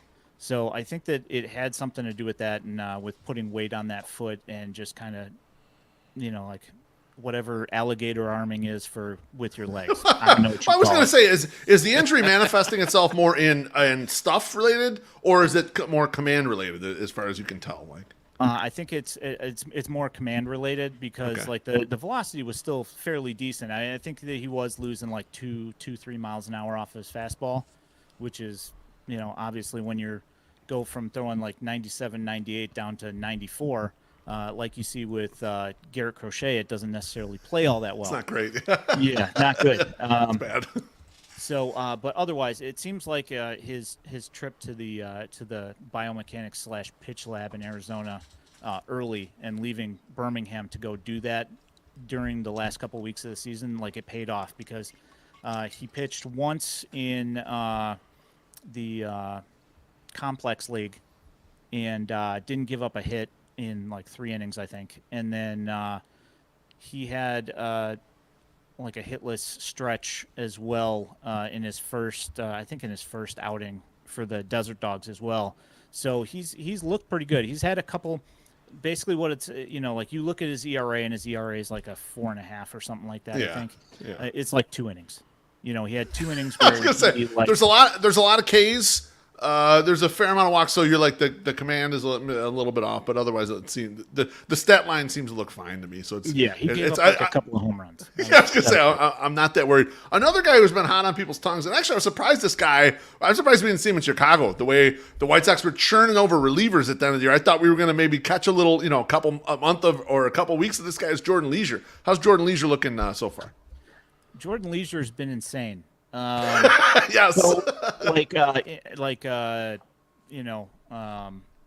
Adam Engel won the MVP of the Fall League, right? You bet your ass he did. Yeah, 2015. Yeah. So if there was a Fall League Cy Young, Jordan Leisure would probably win it. He's got a 50% K rate right now. Tracy, that's our guy right there. That's the kind of guy we need. I like all this. You guys are ruining my next segment of porn star or White Sox because you're letting MSS know that Jordan Leisure is a baseball player. Yeah. I'm sorry. I apologize. The son of Thanks Larry. a lot, guys. Thanks a lot. The son of Larry. So, 50% K rate is fucking bonkers. Like I want that all the time. Right, exactly. Yeah, and so I don't know if Jordan saw Keith Law's blurb about him, in a recent article that he wrote, I didn't, where he 'cause I'm said that he blocked was by a righty Keith. specialist. But he learned a curveball when he started with the Knights, and he's finally got it to a point where he's happy with it. And earlier, where he could not get out a left-handed hitter in Charlotte easily, anyway, like he had to work hard to get lefties out. He's striking them out at the same rate that he's striking out right-handers. Oh, God. There we go. So That's what I hear. yeah, Him, Gregory Son. I like all the. You know what I like? I like monster relievers that are all on like the rookie contracts. I need a lot of those, Treasy. That make my life really good on 35th Street. Absolutely not. I like when we spend 35%. That's when I get good value. That feels good. All right, Jordan Leisure's monster. He's killing it. This is a guy I had forgotten about, Ian. I'm going to be honest with you. I didn't know he's still in the system because the 2020 draft was so weird. And I remember it for, obviously, Garrett Crochet flying to the majors. And then for the second round pick, Jared Kelly being kind of a chubby guy. And so as 108ers were chubby, we were really we were in favor of the pick at the time. He's struggled a little bit. But the third round pick was Addison Coffey. And here he is in the AFL. How's Addison Coffey doing? Not well. So decaf, good. Maybe. Apparently, he's a decaf. I mean, and like the thing is that I will preface this review of his performance in the Arizona Fall League with the fact that I do like Addison Coffey and I like his stuff. That said, he has the worst ERA in the Arizona Fall League. I think it's like a 35 or 33 or 37. Oh, that's pretty good. Something. Jesus Christ. Yeah, he's the inverse Adam Engel. Yeah. A lot of mileage. No ass. No ass. I will say this, though. This is the longest season that he's ever had by like 7 appearances. He's with the Arizona Fall League. He's at like 40. I think he's at like 47 appearances or something like that, or maybe it was 46 after last night. But last night he pitched and he got 1 out of like the 6 guys that he pitched to. And then they took him out. 1 out of 6 isn't bad. The last time that he pitched, his first inning was great, and like I tweeted about it. He had he gave up a single in the inning, but he got I think he struck out like 2 guys in the inning. Had a great inning. They brought him back for a second inning. Here we go. Instead of, and I put this fully on the manager. Who put him in there, Pedro? That's what I'm saying. Instead, he would had like a 25 ERA at this point. Yeah. He goes out and has a really nice inning where he shakes off the single and goes out and strikes out the next guy and gets out of the inning.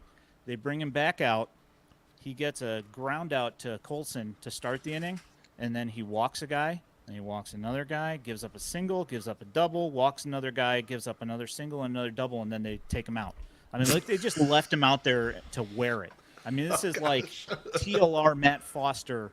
Matt Foster's still injured from all that. He is. It's like he's got a bionic arm now because of all that. When a guy comes out for his second inning, and you see that he could. It was brutal to watch. Like, he couldn't throw a strike. Brian Shaw thinks he was overused. He likes his tattoos, though. Yeah, that's Addison Coffey. The last two guys I want to put together, because I've never heard of either of them. It's Yosemir Cousins. I don't know if I pronounced that right. And Fraser Ellard. The only Ellard I know is Henry Ellard. Great receiver and kick returner for the LA Rams back in the day. So how are those two guys doing in the NFL? All right, so I'll start with the bad. Yosemir Cousins. Cousine. Oh, no, thank you. Bless you. He was the late signing from Cuba, like in April, I think, or something like that. April or May, and so he started late, and he pitched okay in with Winston-Salem, and I think he had 1 or 2 starts with Birmingham at the end of the year, and it didn't go great, but it wasn't terrible. But in the AFL, he struggled with his command a little bit, and I don't know. I'm not going to take the results that he's had this year from the minors or from the Arizona Fall League, because he's transitioning from another country and just immediately being, put into minor league baseball and then being sent to the Arizona Fall League, where you've got, like top prospects from all these teams. Right, there's real guys that he's got to face. If he starts off 2-0 or 3-0 against a hitter, he has to leave the ball middle, or at least, especially with these umpires, because if you're putting it on the edge of the plate in this league, from what I've seen so far, they're not calling it. So you have to leave it out there, and then guys are hitting singles. They're hitting doubles. Like, he's not giving up too many home runs. He gave up one in his last outing, but it hasn't been that terrible. It's good.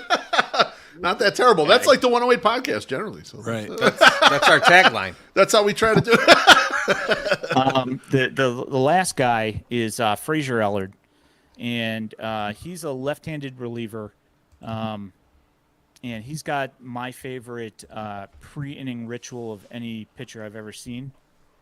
And he goes through his warm-ups and everything, and before the inning starts, he picks up the rosin bag and he just slams it into the mound, and it explodes in a puff of white dust. It's awesome. LeBron-like. Yeah. Crazy. It's like the old MJ. And so he was injured for a lot of the beginning of this year, and I think he made like 20 appearances this year. And he's, like I said, he's lefty. He's got some nasty breaking stuff. He's got a nice fastball with some nice carry on it, and he's been pitching pretty well. It's like he's got like a 3 ERA or something like that, and he's looked his commands look pretty good. I like, I think he's pretty good. I would certainly imagine that we see him in Charlotte next year at least. And we'll see what Bannister can do with with these guys, because like, this is one of the things, like, I kind of like, when I look at what Brian Bannister, like, what his thought process is with this stuff, I kind of think that you're going to see a lot more streamlined approaches from some of these pitchers, and they're going to have an idea of, this is what I should be throwing and when I should be throwing it, instead of fastball, slider, fastball, changeup. I mean, I think that he's gonna, like, kind of sort through all that stuff to help it kind of move along. So That sounds good to hear that a non-name is kind of looking much better. One last question before you and I fight about second base again, because we fought about second base when I did your show with you and Danny. And by the way, let me just tell you something. The White Sox Daily podcast, one great thing about watching on YouTube is Danny Miller ripping fucking heaters the entire show. MSS, you need to get on cigarettes, okay? I had no idea. Oh I my had no God. idea. I've listened to the podcast, and then I watched it when you were on Beef, and Danny's like, you know what? I've had enough of this conversation. I need to rip a heater. I was like, whoa, all right. yeah, Guys drinking Gatorade, ripping heaters. I'm like, yeah. It's my show right here. this is like my early 20s Saturday morning. I'm connecting right now. Yeah, I get him riled up, and then Start smoking. yeah. Playing sports, right, Treasy? That's why you got the Gatorade. Like, you're playing softball and you're smoking and drinking Gatorade, because Gatorade keeps you going. That's right. And That's so right. does the It's all healthy. Yeah. It's all healthy. Pure health. Only health. That's right. So here's what we need from you with this question is, Treasy needs like 3 trade chips, because he and I do man. I we need do some trade help. we do trade with every team blogs. This year we're doing it as videos, and our first one's gonna be Monday, so we gotta hurry up and get some of these done.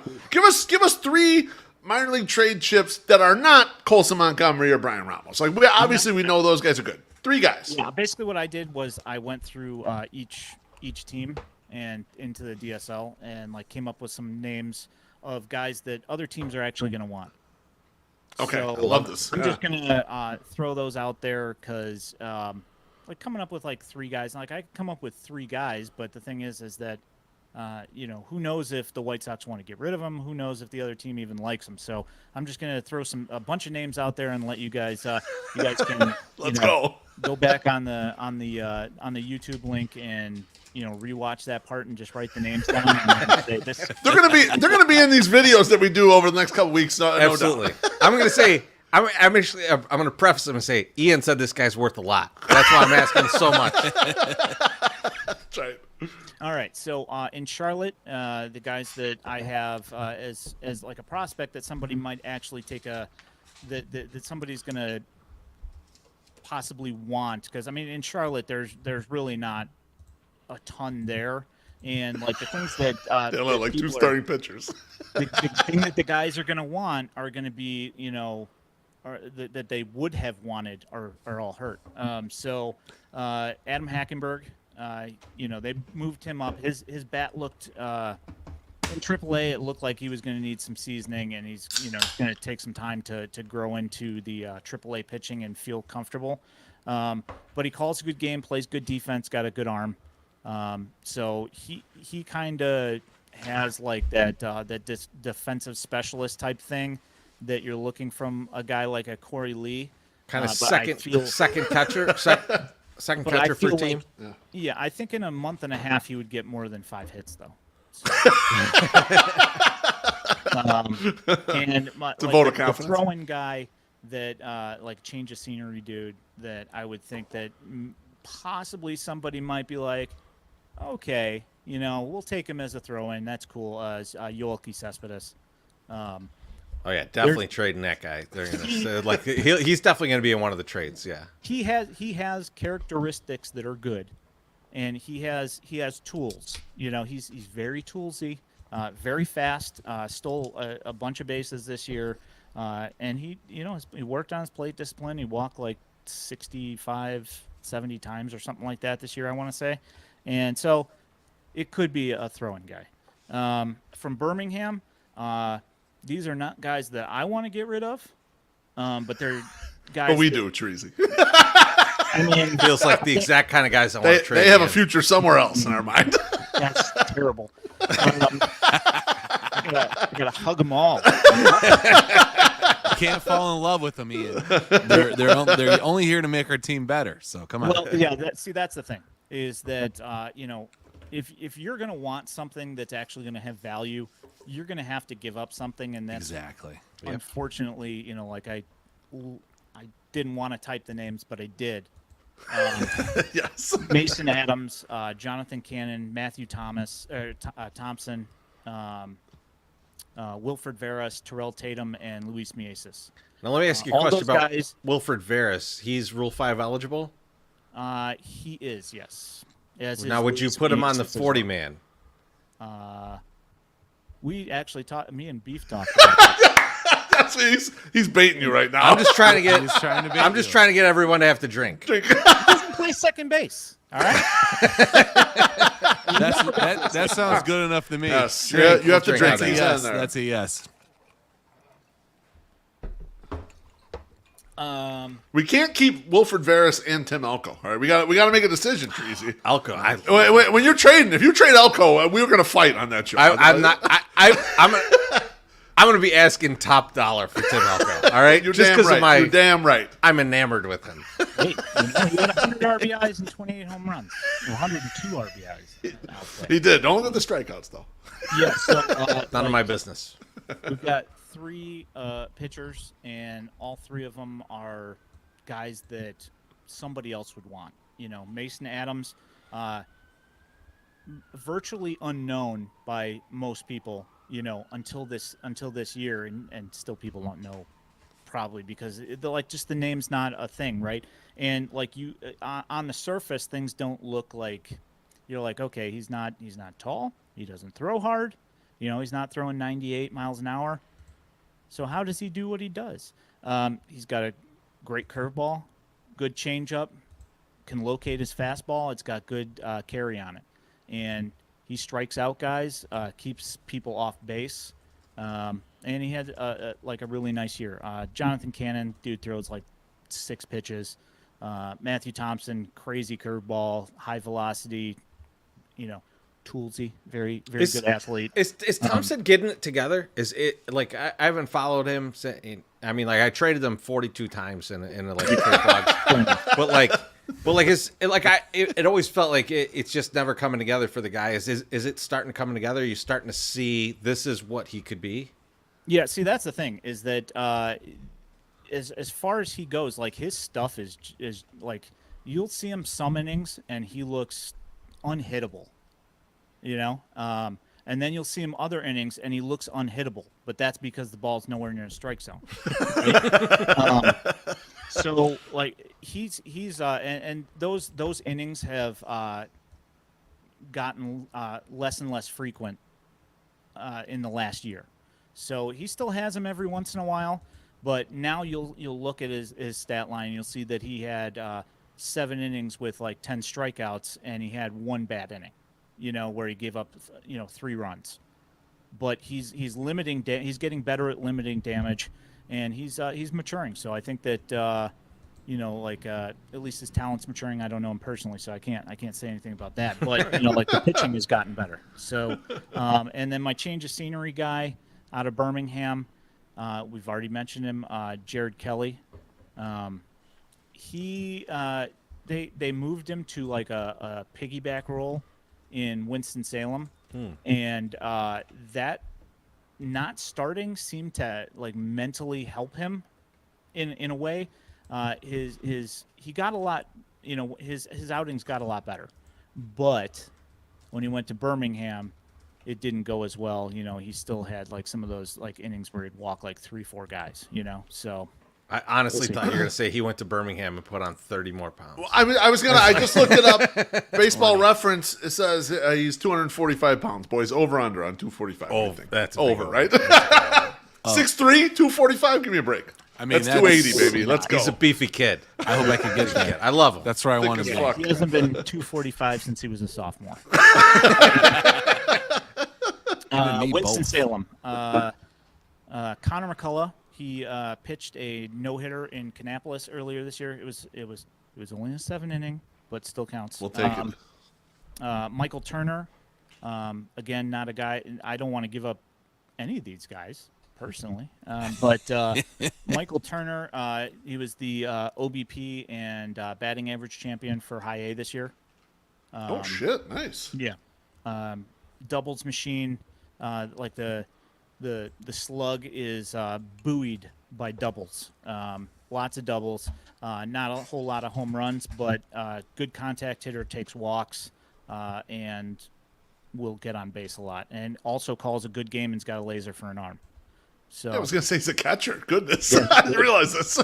Yeah, he's good. And like the thing is that nobody talks about the guy. Get Corey Lee the fuck out of here, man. Let's clear a path for this kid. I'm on Twitter putting stuff up about him, like trying to get people to say, "Hey, look at this guy." So DJ Gladney, another one of those guys, and he had he had an on and off year, and he also had a few injuries that he dealt with that kind of derailed things for him a little bit, keeping comfortable. Lloydell Chappé, same thing. He is a second baseman. I will just keep that. We'll talk about the pile of second basemen and you picking the shortest one also. We'll get into that in a second. Yeah, they play him at second base, but he's actually an outfielder. Okay. But he's been playing. He played second base all this year. He can hit. He can run the bases. He's aggressive base runner. He's fun. He's a guy that somebody might take a liking to his skill set and say, we'll try that. My throw-in guy, change of scenery guy is Andrew Dahlquist. He's in the Matthew Thompson place. No. He can't. He don't throw strikes. You got to get him some big glasses so he can see the plate. Yeah. I don't know what his problem is, but like Thompson, like is a projectable athlete who does stuff. Dahlquist ain't done shit. We got to figure out what's wrong with him. Something's wrong with him. He'll have like one good inning, but he'll bookend it with 2 bad ones, and he'll end up getting taken out in the 3rd inning. It's sad because like the thing is you can see that it's in there, but there's just like for whatever reason there's something that just gets off track for him, and I don't know. We'll see what happens with him. Hopefully they can fix him, but who knows? Kannapolis, Tanner McDougal. He was a 2020 guy. Had Yeah. TJ. He came back this year, made 27 starts, I want to say. And towards the end of the year, he started to breathe through his eyes. Exactly. like a lizard, like front. Fernando Valenzuela. We got it. Yeah, there we go. Yeah. That's a good idea. Yeah, McDougal, he's got really nasty stuff. He's like a analytics darling. You look at his spin rates and everything. He's awesome. And he's a really good pitcher. He's just coming back from the TJ, so the command's going to take a little while to work itself out. But velo, great movement on his pitches. I don't want to give any of these guys up, but he's Treasy. He's definitely he's going to he's and somebody. Like they say, to make an omelet, you got to crack some eggs. He's only been with us for a year, and also another returning Tommy John guy. Somebody might want to take a look at him. This is where things start to get a little weird. All right, these are going to be that's where we excel. You guys are going to be like, who are these guys? So one that you've heard of probably Ryan Burrows. I have heard of him. Infielder. He's just on the dev list in Kannapolis right now. Didn't play any games, but they sent him to High A to take practice with the team and to, work with the eye pitch and all that stuff and do that stuff. People really like him. He's one of those guys that scouts love, and that's why I put him on this list, because he's one of those guys that he's really young, and now farm systems. This is one of the reasons I hate farm system rankings, is because guys like this that have not done anything, these guys, just because they're young and they see projectable talent, he must be good. He's going to turn into Alex Rodriguez, this guy. I don't know if he's going to be good or not, because I haven't seen him play, and I generally tend to not talk about these guys until I've seen them with my own eyes, and I haven't seen him, so I don't really know. I know that his numbers took a pretty nasty dip. It looks like, is that Jacob Burke? No, maybe that's not. Fall League stuff.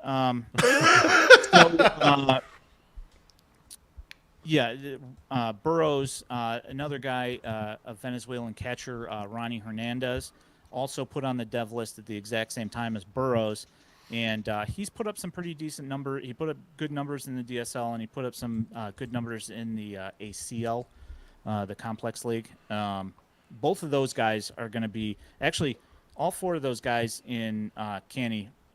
Tanner McDougal, Peyton Paulette, Burrows, and Ronnie Hernandez. Those guys are all going to be expensive.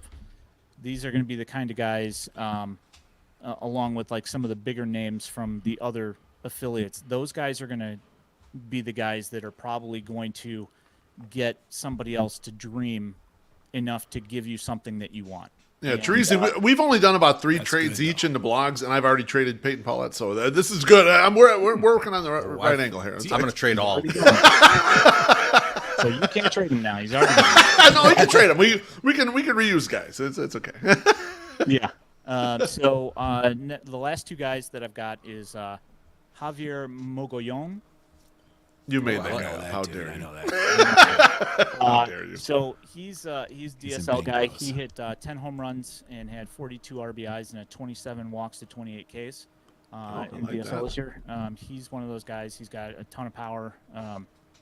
Again, Mogollon. We don't know what he's going to do. I don't know. I would assume that probably. I know, it is fun. We'll probably end up seeing him. I would think that in the ACL next year. And the other guy is Abraham Nunez. And both of these guys are 2 guys that Andy Barkett specifically identified in my interview. And it's like you look at the numbers and you're like, okay, yeah, I get it. Nunez is not necessarily a power guy. He had 3 home runs, but he did have 29 RBIs and 33 walks to 22 Ks. Had 12 stolen bases and a 427 OBP. So those are my guys. I like the on-base guys. Not bad. Those are good to have. Ian, great stuff on the guys that we plan to trade, because we are going to trade all of them. But I'm gonna put a timer up right now. Yeah. And I'm gonna give you and Beef 5 minutes to hash it out. To fight. who's starting at second base?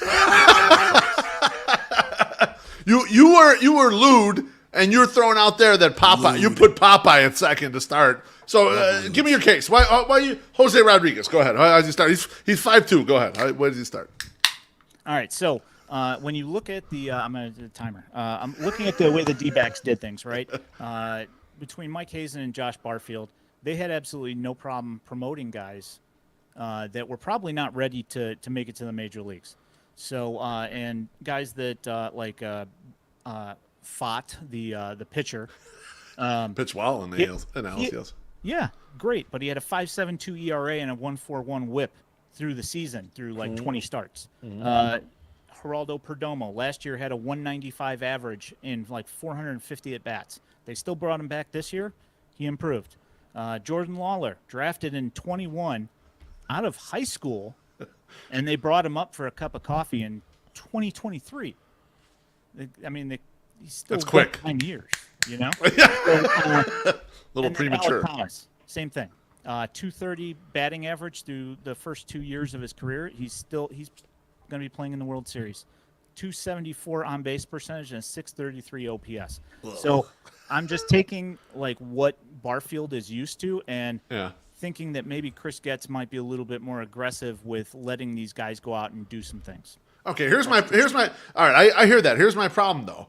And my problem with you specifically, because we argued on your show about Lenin Sosa for 25 minutes. And you were kind of right. You kind of beat me a little bit because he played better than I thought. But you're already fucking throwing the towel in on Lenin Sosa. And mind you, we got Sosa, we got fucking Romy Gonzalez, we got fucking Zach Remillard, and then you got Popeye all on the 40-man. How come we can't have 4 guys like this on a 40-man? We got to trash 2 of these guys. So you got to get rid. Okay, so you're done with Sosa? Sosa, yeah, I convinced you because it was 0% walk rate for 3 months. So you're like, all right, fine, move on to the next guy. Like, and then you bring on this guy. So you said Romy. You said you keep Romy too, though. You let him play shortstop. You got 3 spots actually. You got 3 spots. Outfield. He got drafted as an outfielder. You know.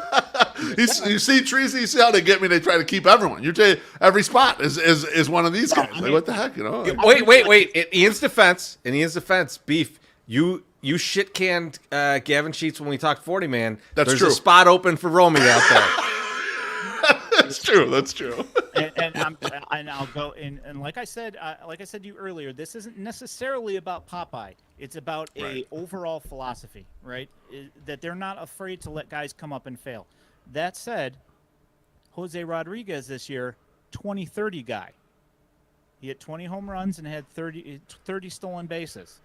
And okay, all right, Ian. I know that, but you know what? His on base percentage lower than my weight. Okay, let's back off. And then when I saw him come up, I'll be honest with you, he came up and people were yelling he didn't play, and then they brought him in as a pinch runner, and he was standing next to Debo, and I leaned over to Treasy and I was like, he's too small to be out there. I don't want him to get hurt. Don't let this guy in the game. Like, and now you want to start him every day? What the fuck? Hey, Jose Altuve. I'm just saying. Okay, Jose. He's a unicorn. Yeah, sure. Very tiny one, exactly. Yeah. But I mean, a pygmy unicorn. All right. Jose Rodriguez in the first half this year was not good, and that's why his numbers suffered. But he was coming back from hamate surgery. Yeah, that saps the power and everything. Yeah, exactly. Yeah. So the first half of the season was tough for him, but in the second half, he hit 290 with a 320 OBP and a 792 OPS. Okay. That's okay. That's reasonable. That's my thing with thinking that maybe Barfield will be like, you know what? I like the cut of that guy's jib. Let's throw him out there. I'm not saying, like I said, this is an overarching theory about how they'll handle things, not necessarily that it's going to 100% be Jose Rodriguez, just right? That it could be. I mean, in your defense, obviously, when you look at the free agent shortstops and free agent second baseman, they all stink. So, like, just giving a guy a shot, and you and I are on the same page. You know, I would give Tim Anderson $1 million and say goodbye. Personally, for me, I love Tim Anderson so much. I don't want to watch him be bad again. Like this past year crushed my fucking soul. I can't watch that again. Like I loved Tim. I don't want another negative 1.5, 2 WAR season on Tim. So all right, I'll make peace with this. I don't like it, but I'm going to let Ian win the argument here. So and let me just throw this in there because I think you guys are, we're focusing on 2024. You're not thinking about 2025. Think about the middle infield duo of Colson Montgomery at 6'4" and Popeye at like 5'4" or whatever. Dude, those double plays would look ridiculous. I love everything about that. That's awesome. Throw up.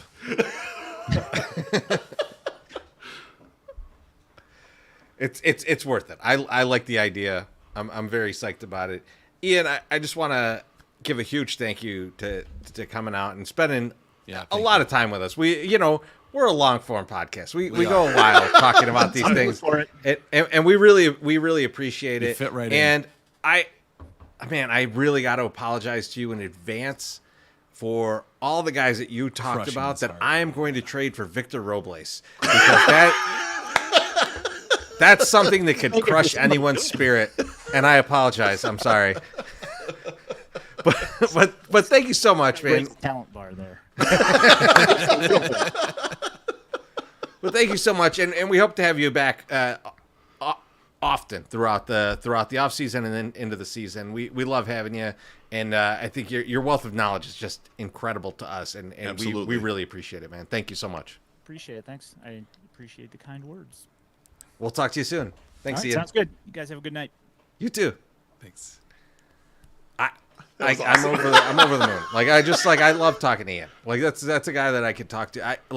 I want to get him out in the 108 and just talk baseball with him for Let's get him liquored up and have him tell us some real stuff like that. a solid Shit we can't say on here. 2 hours and 48 minutes or whatever games are now, but we'll hit the bar afterwards so we can keep it going. But MSS, I got to ask you a favor. Could you roll a commercial there? Oh, sure. When zombies come out of the ground and try to kill us, one thing they all have in common is they are hungry as fuck. Imagine if they have a full plate of Lawrence's fish and shrimp to snack on. Zombies snacking on Lawrence's freshly fried shrimp and dipping those delicious fries into some ranch instead of chasing you and your friends is a much better option, right? In addition to shrimp, Lawrence's offers up fish chips, frog legs, oysters, calamari, scallops, clam strips, wing zings, and chicken tenders. Make any order or combo for only $5 more. Zombies love Mountain Dew. Lawrence's Fish and Shrimp has 4 locations: 2120 South Canal Street and 3242 West 87th Street in Chicago, 50 South Manheim Road in Hillside, and 3248 Vollmer Road in Olympia Fields. Visit them online at lawrencesfishandshrimp.com to see their menus and to place an order. Lawrence's Fisheries, serving the seafood you crave since 1950. All right. We went very baseball heavy. In fact, we went into Yes. minor leagues baseball, MSS. I know that's a lot for you to handle, so we're giving you the reins. I stayed awake. Take Folks, the rest of the show for rest yourself. of the show. Do whatever you All want. right. Here we go. Let's get ready for some story time. Welcome to my Sox Summer Spooky Story Time.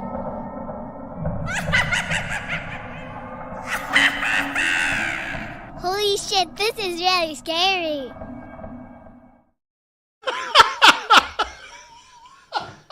Now, before we start this, that is my 5-year-old daughter at the end.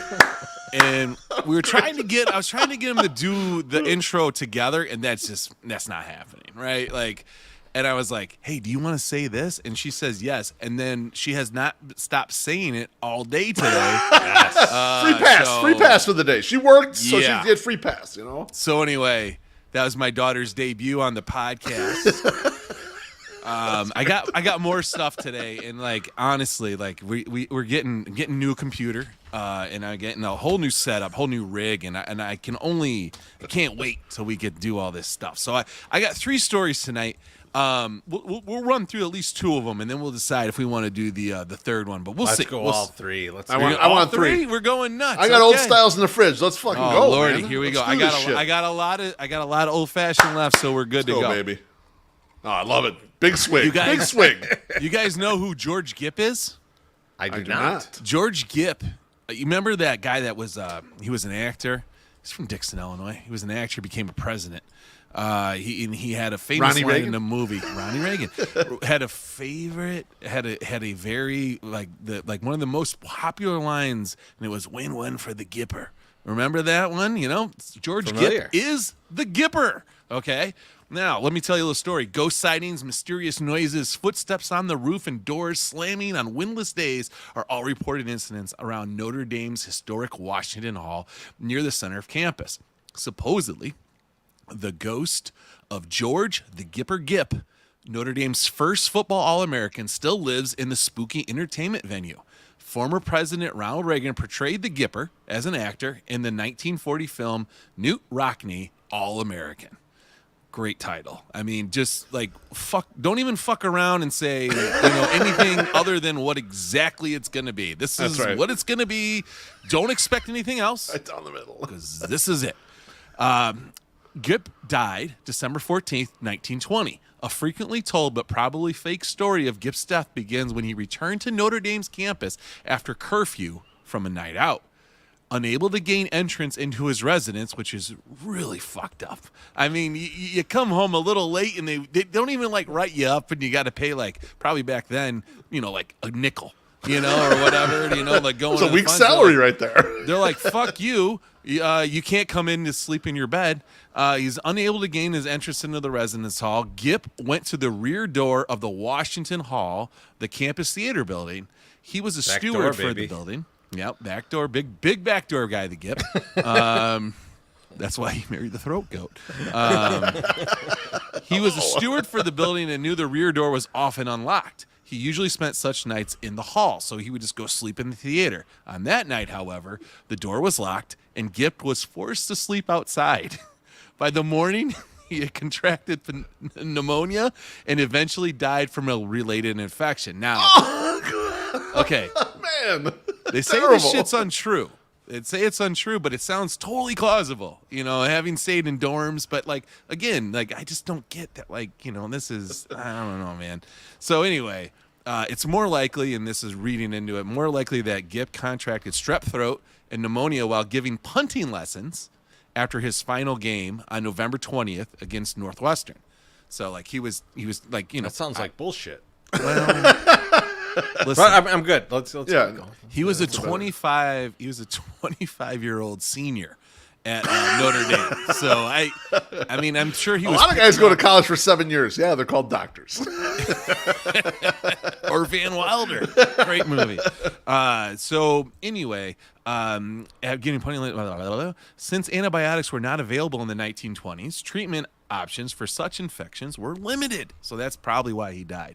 Gipp's death sparked an arguably most cinematic line in football movie ever when Reagan told the legendary Notre Dame football coach Knute Rockne, played by actor Pat O'Brien, to just win just one for the Gipper on his deathbed. Whether or not that scene was inaccurate is debatable, but it sure made a great scene and maybe added to the piles of lies from our former president. I don't know.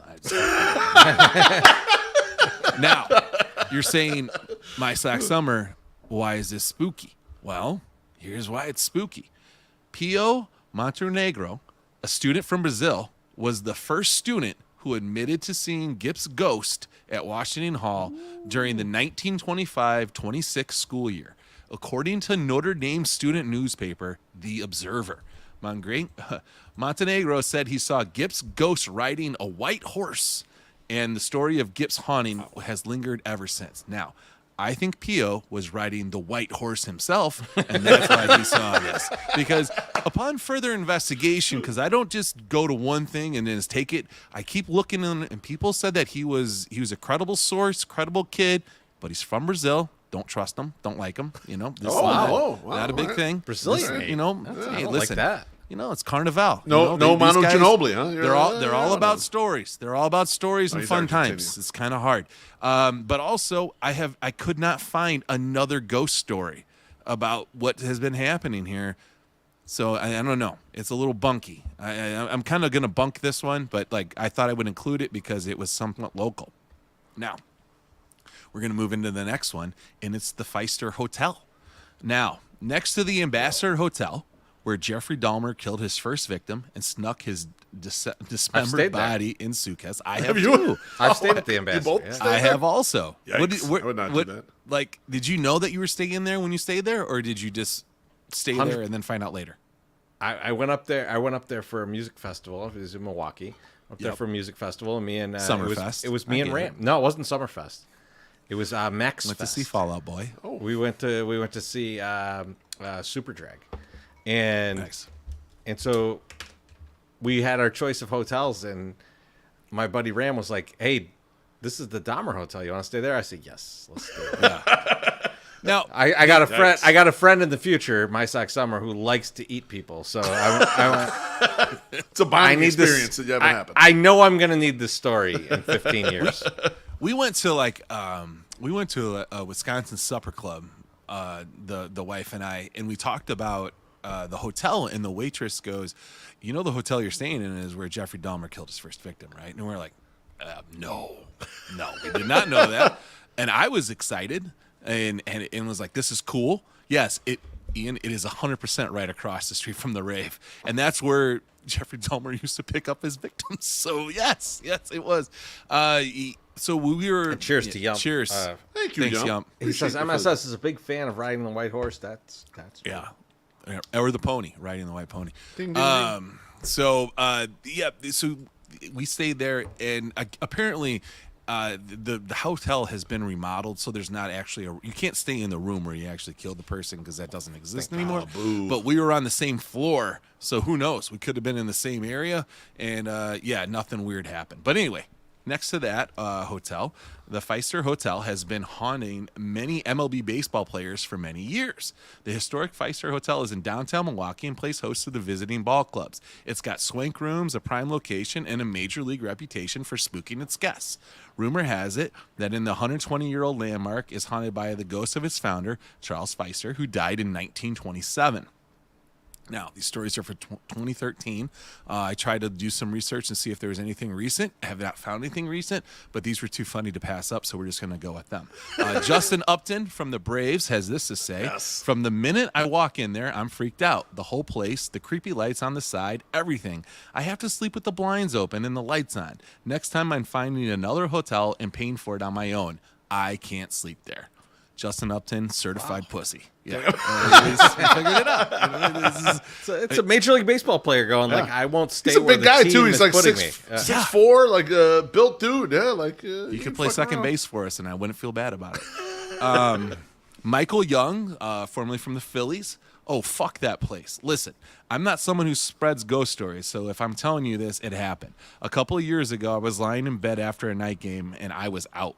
My room was locked, but I heard these footsteps inside my room, stomping around. I heard all these stories about this hotel, so I was wide awake at that point. And then I heard it again, and these footsteps on the hang out, have a seat, but do not wake me up, okay? After that, I didn't hear a thing for the rest of the night. I just let him know he was welcome. And then we could be pals. And then that he could marinate in there for as long as he needed to, just as long as he didn't wake me up. So Michael Young, friend of the supernatural. Maybe that's why he made it. You know, who knows? Like, they're best buds. Pablo Sandoval, the big panda, right? Like, isn't it? Yeah. I don't like ghosts there.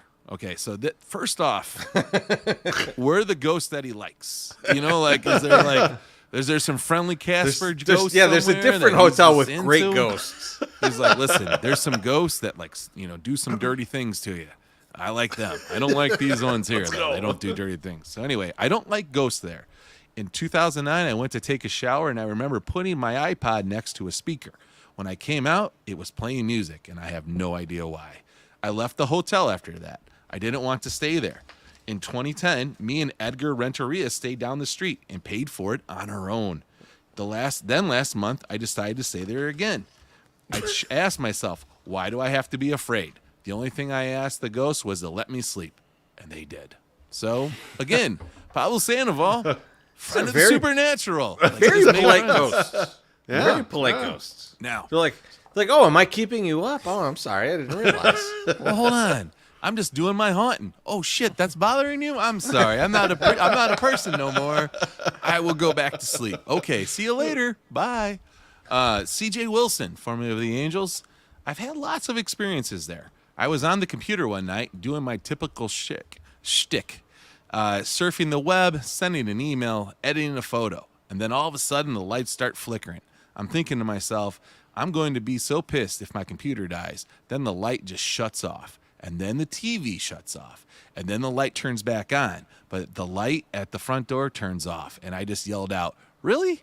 I have this thing with ghosts. Just engage them or confront them. Just say, hey, man, I'm here to chill out, and I'm just here to send some emails. No big deal. Just leave me alone. I mean, you can tell it's 2013 because he was way too excited about sending emails. You know, like, I haven't been excited Can't about wait to send some emails. Yeah, it's like, hey. Dude, Loaf, you did keyboard cat right there. You're just like, I hope That's what he was doing. Words on those buttons. So after that, I went back to whatever I was doing on the computer. But then 30 minutes later, there was scratching in the walls. Now I'm thinking, okay, it's the Midwest. There could be a possum or something in the wall, right? That's possible, isn't it?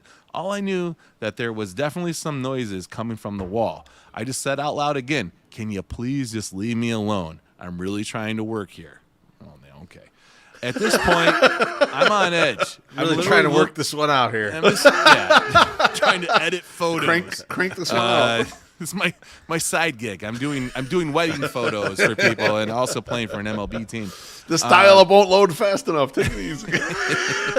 At this point, I'm on edge. I'm literally looking to see if there are people in the hallway. If someone is trying to, if somebody's trying to pull something. We all do that sometimes. Take a guy's key card and hide it in the closet or behind the shower and jump out. But then the lights really start going crazy, and I'm like, are you kidding me? I don't want anything from you. Leave me alone. Or write it down. Write down what you want. I can't communicate you with through the lights. The next day, we all show up at the park, and everyone has this uneasy feeling, like we all had bad Chinese food or something. Which, I mean, if you've ever had Chinese food in Milwaukee, 100% like reasonable. Like, I mean, they don't know any Chinese food up there. I get it. Man, I didn't realize that you get the bubble guts out of that. Yeah, I mean, okay, dude, I gotta listen, watch out next time I go up there. It's a bunch of cheese up there and brats and shit. You don't need no I don't know. I was just gonna say some bad things. I'm not gonna say it. So anyway, you don't need to get that Chinese food up there. And I said to one of my teammates, you wouldn't believe the shit that was going on in my hotel room last night. And another guy said, oh my God, are you talking about that shit you heard? Everyone had a story. The one dude got locked in his bathroom and he had to get the hotel to get him out. Another guy had the lights turn off when he was in the shower. Another guy saw something. I don't get terribly concerned unless things start shattering in the room. So it was fine. I don't get that much sleep anyway, but maybe you should stop editing pictures. But you get a vibe when you walk in. It almost feels like you're in Prague or something. Very gothic. Lots of gold enamel, crosswalks, atriums everywhere. Being on the road so much, we're used to these standard cookie cutter place, but this hotel really stands alone. So all these guys' reactions to this, is there just like a shitload of Crash Davises in every minor league system going like, and if you confront a ghost, like you want to just tell them to just be straightforward with them. Just leave me alone. Just you're fine here, but just leave me alone. That's actually Treasy. That's somehow everybody has the same idea of how to handle a ghost. No, that's a deleted scene from Moneyball. That's what Billy Bean told him. Like that's how you handle the ghosts in there, and then everyone knows that in major leagues. Apparently, like here's the most efficient way to beat. Art Howe didn't believe it though. He was like, "Fuck that." No, yeah, he stayed somewhere else. It's like you got to kill the ghost. Who's the guy, Loaf, that you got all the time that no one cares? Is Dr. Ron? Is it Dr. Ron? Or who's the guy from the commercials? Oh yeah. I forget the name of it. Yeah. But you know who I'm talking about. Yes. He's like, now, lastly, people, when you're dealing with a ghost, just make friends. Don't try to fool around. Just say, buddy, I'm here too. Let's share the space. Missy's in the comments saying ghosts aren't real. Yeah, that's bullshit. Yeah, I'm just saying they're very real. Yeah. I can't wait to get haunted tonight. Ask CJ Wilson. Fuck. Or ask Shane Victorino from the Boston Red Sox, who says, come on, I don't believe in all that shit. I know one of my teammates freaked out once because the lights were flickering, but it's not haunted. There's nothing wrong with that hotel. So there we go. talking tough like a guy, huh? One- Real one tough guy person- there, huh? Who was Tough that guy. agrees with Missy? Shane Shane Victorino. Oh, don't believe The Shane. Flying Hawaiian, baby. Hawaiian. It's good shit. What a nickname. Missy, show you scientific proof. There's a whole movie. It's called Ghostbusters. Watch it. Okay? It's a documentary. It is a documentary. Maybe yeah. it's too A lot old of for people you. don't know that. Yeah. Maybe you don't know. But listen, there's ghosts. They love hot dogs. Okay? Yep. And they Yep. love That's sliming people. Okay? Just fucking watch Yeah. a movie. Absolutely. Like, increase your brain. Okay? Quit watching TikToks. Go watch the documentary. It's called Ghostbusters. Get in there. Now, for our final story, we're going to do something that I was like, okay, this is, I read this about a year ago when they started doing the reboot. I think it was a year ago, might have been more, but it was the Candyman origin story. And I don't know if you guys have seen it. Candyman. You know, I have the and, original. you know, I haven't you seen say- the remake. I saw the You original. say his Been a long name. time. What you say his name 3 times in the mirror, right? And the guy Three times, huh? appears, right? Like A lot of or- bees. Oh yes, a lot of bees. Urban myth, but it was Cabrini Green, which was right over here, over there. Fucking right it is. Yeah. Over by Was. UIC, right? It was by No, US. no. Cabrini Green was north side, so it was kind of right off a division right there. So it's Okay. Yeah. So anyway, the Candyman origin story goes like this. Now, Ruthie Mae McCoy was terrified. Someone has threatened my life, she gasped to the woman next to her. They were riding in a van that was taking them home from an outpatient psychiatric center at Mount Sinai Hospital. The woman urged McCoy to relate her fears to a staff member at the clinic, but McCoy said she didn't want to get anyone else involved. McCoy, 52, went through much of her life afraid. She was hounded by paranoia. Her fears weren't soothed by her dwelling place the last 4 years, a high-rise building near the South Side Chicago Housing Authority project known as ABLA. So I was wrong. That was not Cabrini Green. Okay. Where the van dropped her off this Wednesday afternoon, April 22nd. She lived in one of the 7 15-story brown Y-shaped towers named the Grace Abbott Homes, the most dangerous buildings in the ABLA.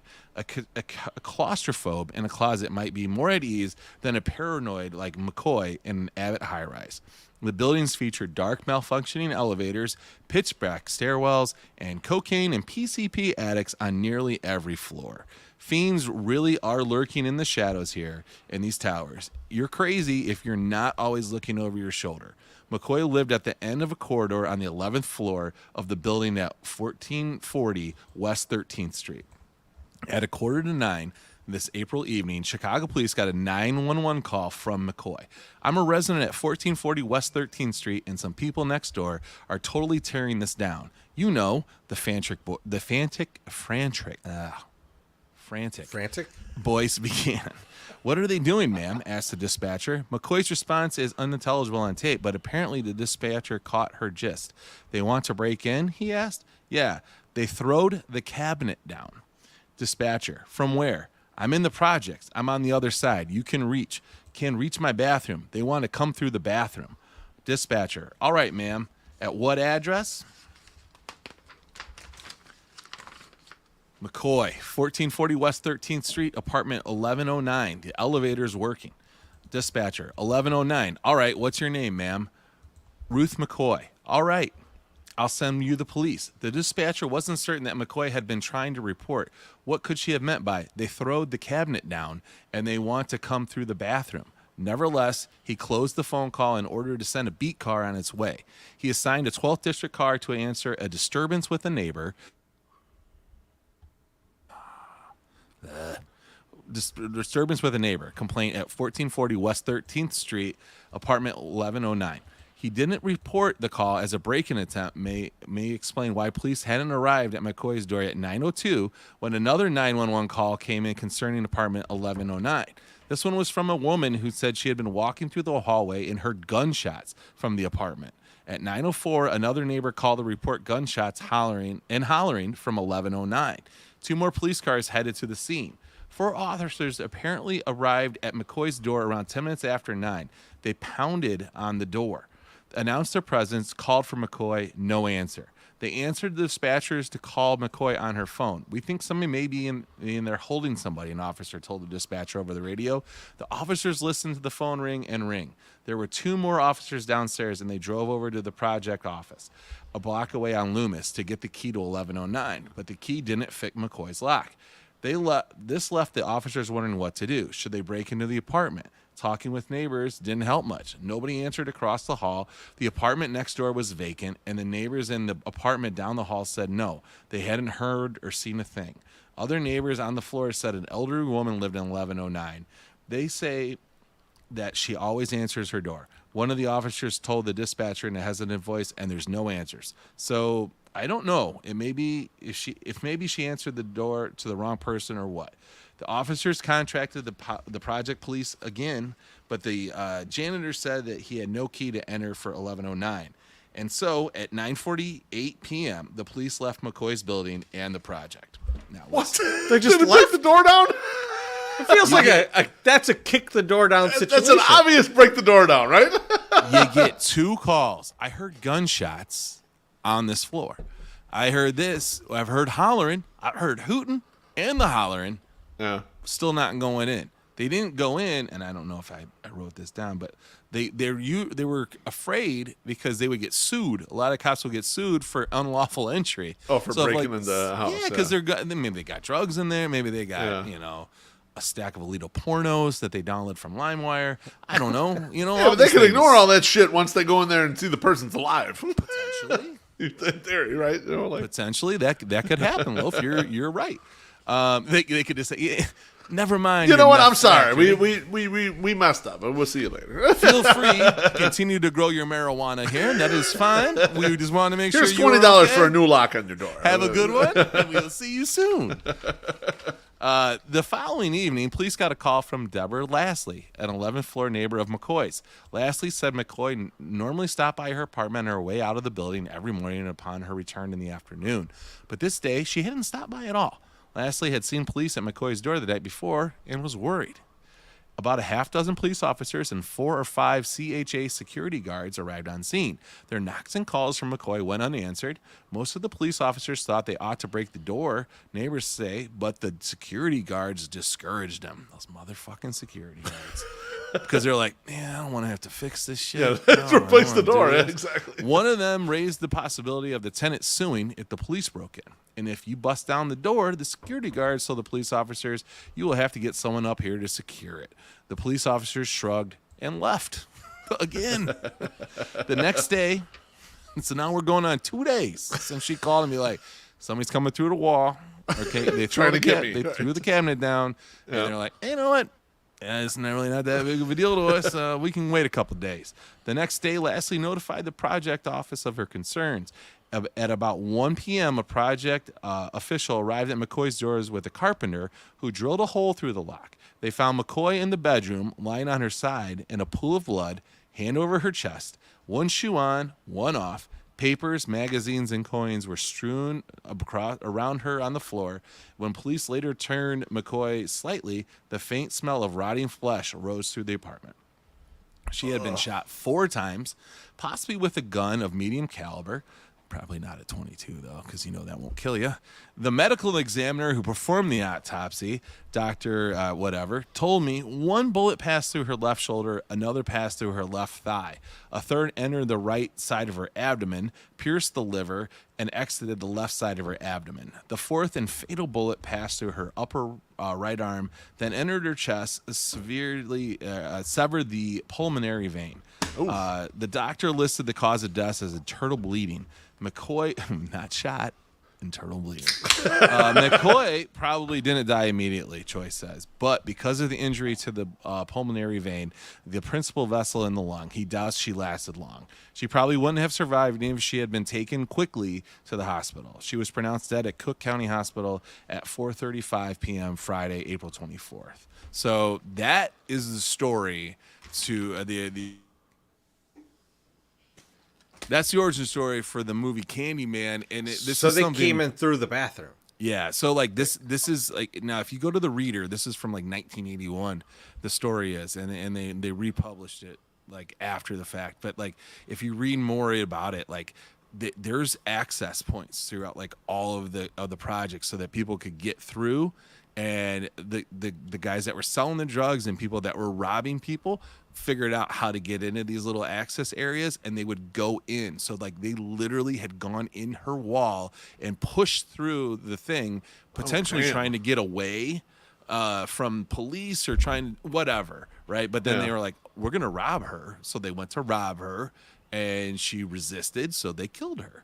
And then they just climbed back out through the window. So or through the cabinet in the bathroom. Yeah. So yeah, I mean, this is it's crazy. And so yeah, I would suggest if you want to know more, because there's about another 14 pages of story on it, and they tell you about like all these people that would get robbed through going through the walls. I mean, it's nuts stuff. But that was the origin story of how they came up with the Candyman thing. So those are your spooky stories. Wow. That's some crazy shit. Let's play this one more time, though.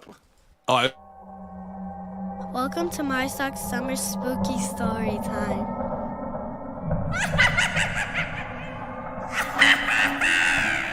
Holy shit, this is really scary. I just needed one more. I was going to do it too. Do not delete that. Keep that in there. We might need that later. Just gonna hit it. No, she did a good job. So shout out really to the kids. I mean, they both worked really hard. The older one, Little Miss Shortstop, did it in her demon voice the first time, and I was like, love that's great, but we can't understand it, so you need to say it in English, so we do it. I want to hear that. I should have left that. I need that take. I haven't. I do have it. It is time. It is time finally for thank yous and GFYs. We're running long tonight, boys. A little bit. It's an old school show. I love it. A little bit. Beef, who are you thanking or GFYing? It's not a thank you or GFY. It's more of a shout out to my daughter, Bonita Stakey, for crushing her fucking report card. First quarter, Bonita, straight A's in 8th grade. And that's better than the old man's ever done. Like, I was so proud of looking at it. I was like, man, I never got fucking straight A's when I was a kid. You know, so very impressive. Nice job, Bonita. I know you're over grammar school and you'll be out of it soon, but a nice job getting straight A's. Good for you, girl. Great job. It's a good way to end. MSS, who are you thinking or GFYing? I'm going to thank Ian for coming on and donating an hour and a half of his time to telling us about all the prospects and like what we have to maybe somewhat look forward to if we don't trade them all for a couple like menial second baseman and right fielder. So thanks for coming on the show and sharing that knowledge with us, and that we appreciate that. I love it. He was fantastic. I want to thank my dad. Mad Max. You know, like here's the thing. This time of year is like, it's crazy for me. I'm working a lot, doing all this shit. I'm working on the weekends and stuff, and you know, like sometimes you get like overly stressed out about some shit that you probably shouldn't get stressed out about, and then I get like a text from Mad Max that is just the most insane shit that I could even think about. Yep. And it just kind of draws me back and like, yeah, all this other shit's probably not a big deal. Like, it's just this really don't matter. Remember to enjoy the insanity of life, like your father continues to do. Like, and so I thank him for that, because it definitely it brings me back when I'm in my worst situations and I get a text from that dude. It's always like, yeah, I just take it fucking easy, asshole. Like, to myself, you know. So I appreciate it. Never shit you can repeat on the podcast. That's for sure. No, I'm not reading any of these texts. It's all absolutely pure insanity, not. And I love Tremendous, every single one of them. It wasn't a text out of concern that your brother is now seeing a quack doctor. No, I will. I'll give you. No, he wants to get an appointment. What do you like? Some of the, I'll give you a gist of like some of the stuff that like he'll message me about. Like he'll message me about like how much he loves the quarterback from NIU because he's like 40 years old. You know, like just like stuff like that. Just it's not like bad stuff. It's just like totally off the wall. He didn't go to NIU. He doesn't have any connection to NIU. But the guy's like he's old as shit playing quarterback, and he's like, so it's funny to him. I'm getting on this train like that, and I'm going to tell you about it. And I love it. That's it's just awesome, and I thank him for that. But that's it for tonight, everyone. Appreciate you all hanging out, and big shout out to Ian. And go check him out on White Sox Daily. Definitely check out that Andy Barkett Give him a follow. interview. That's great. Great stuff. And we will see you all soon. Have a good night, everyone.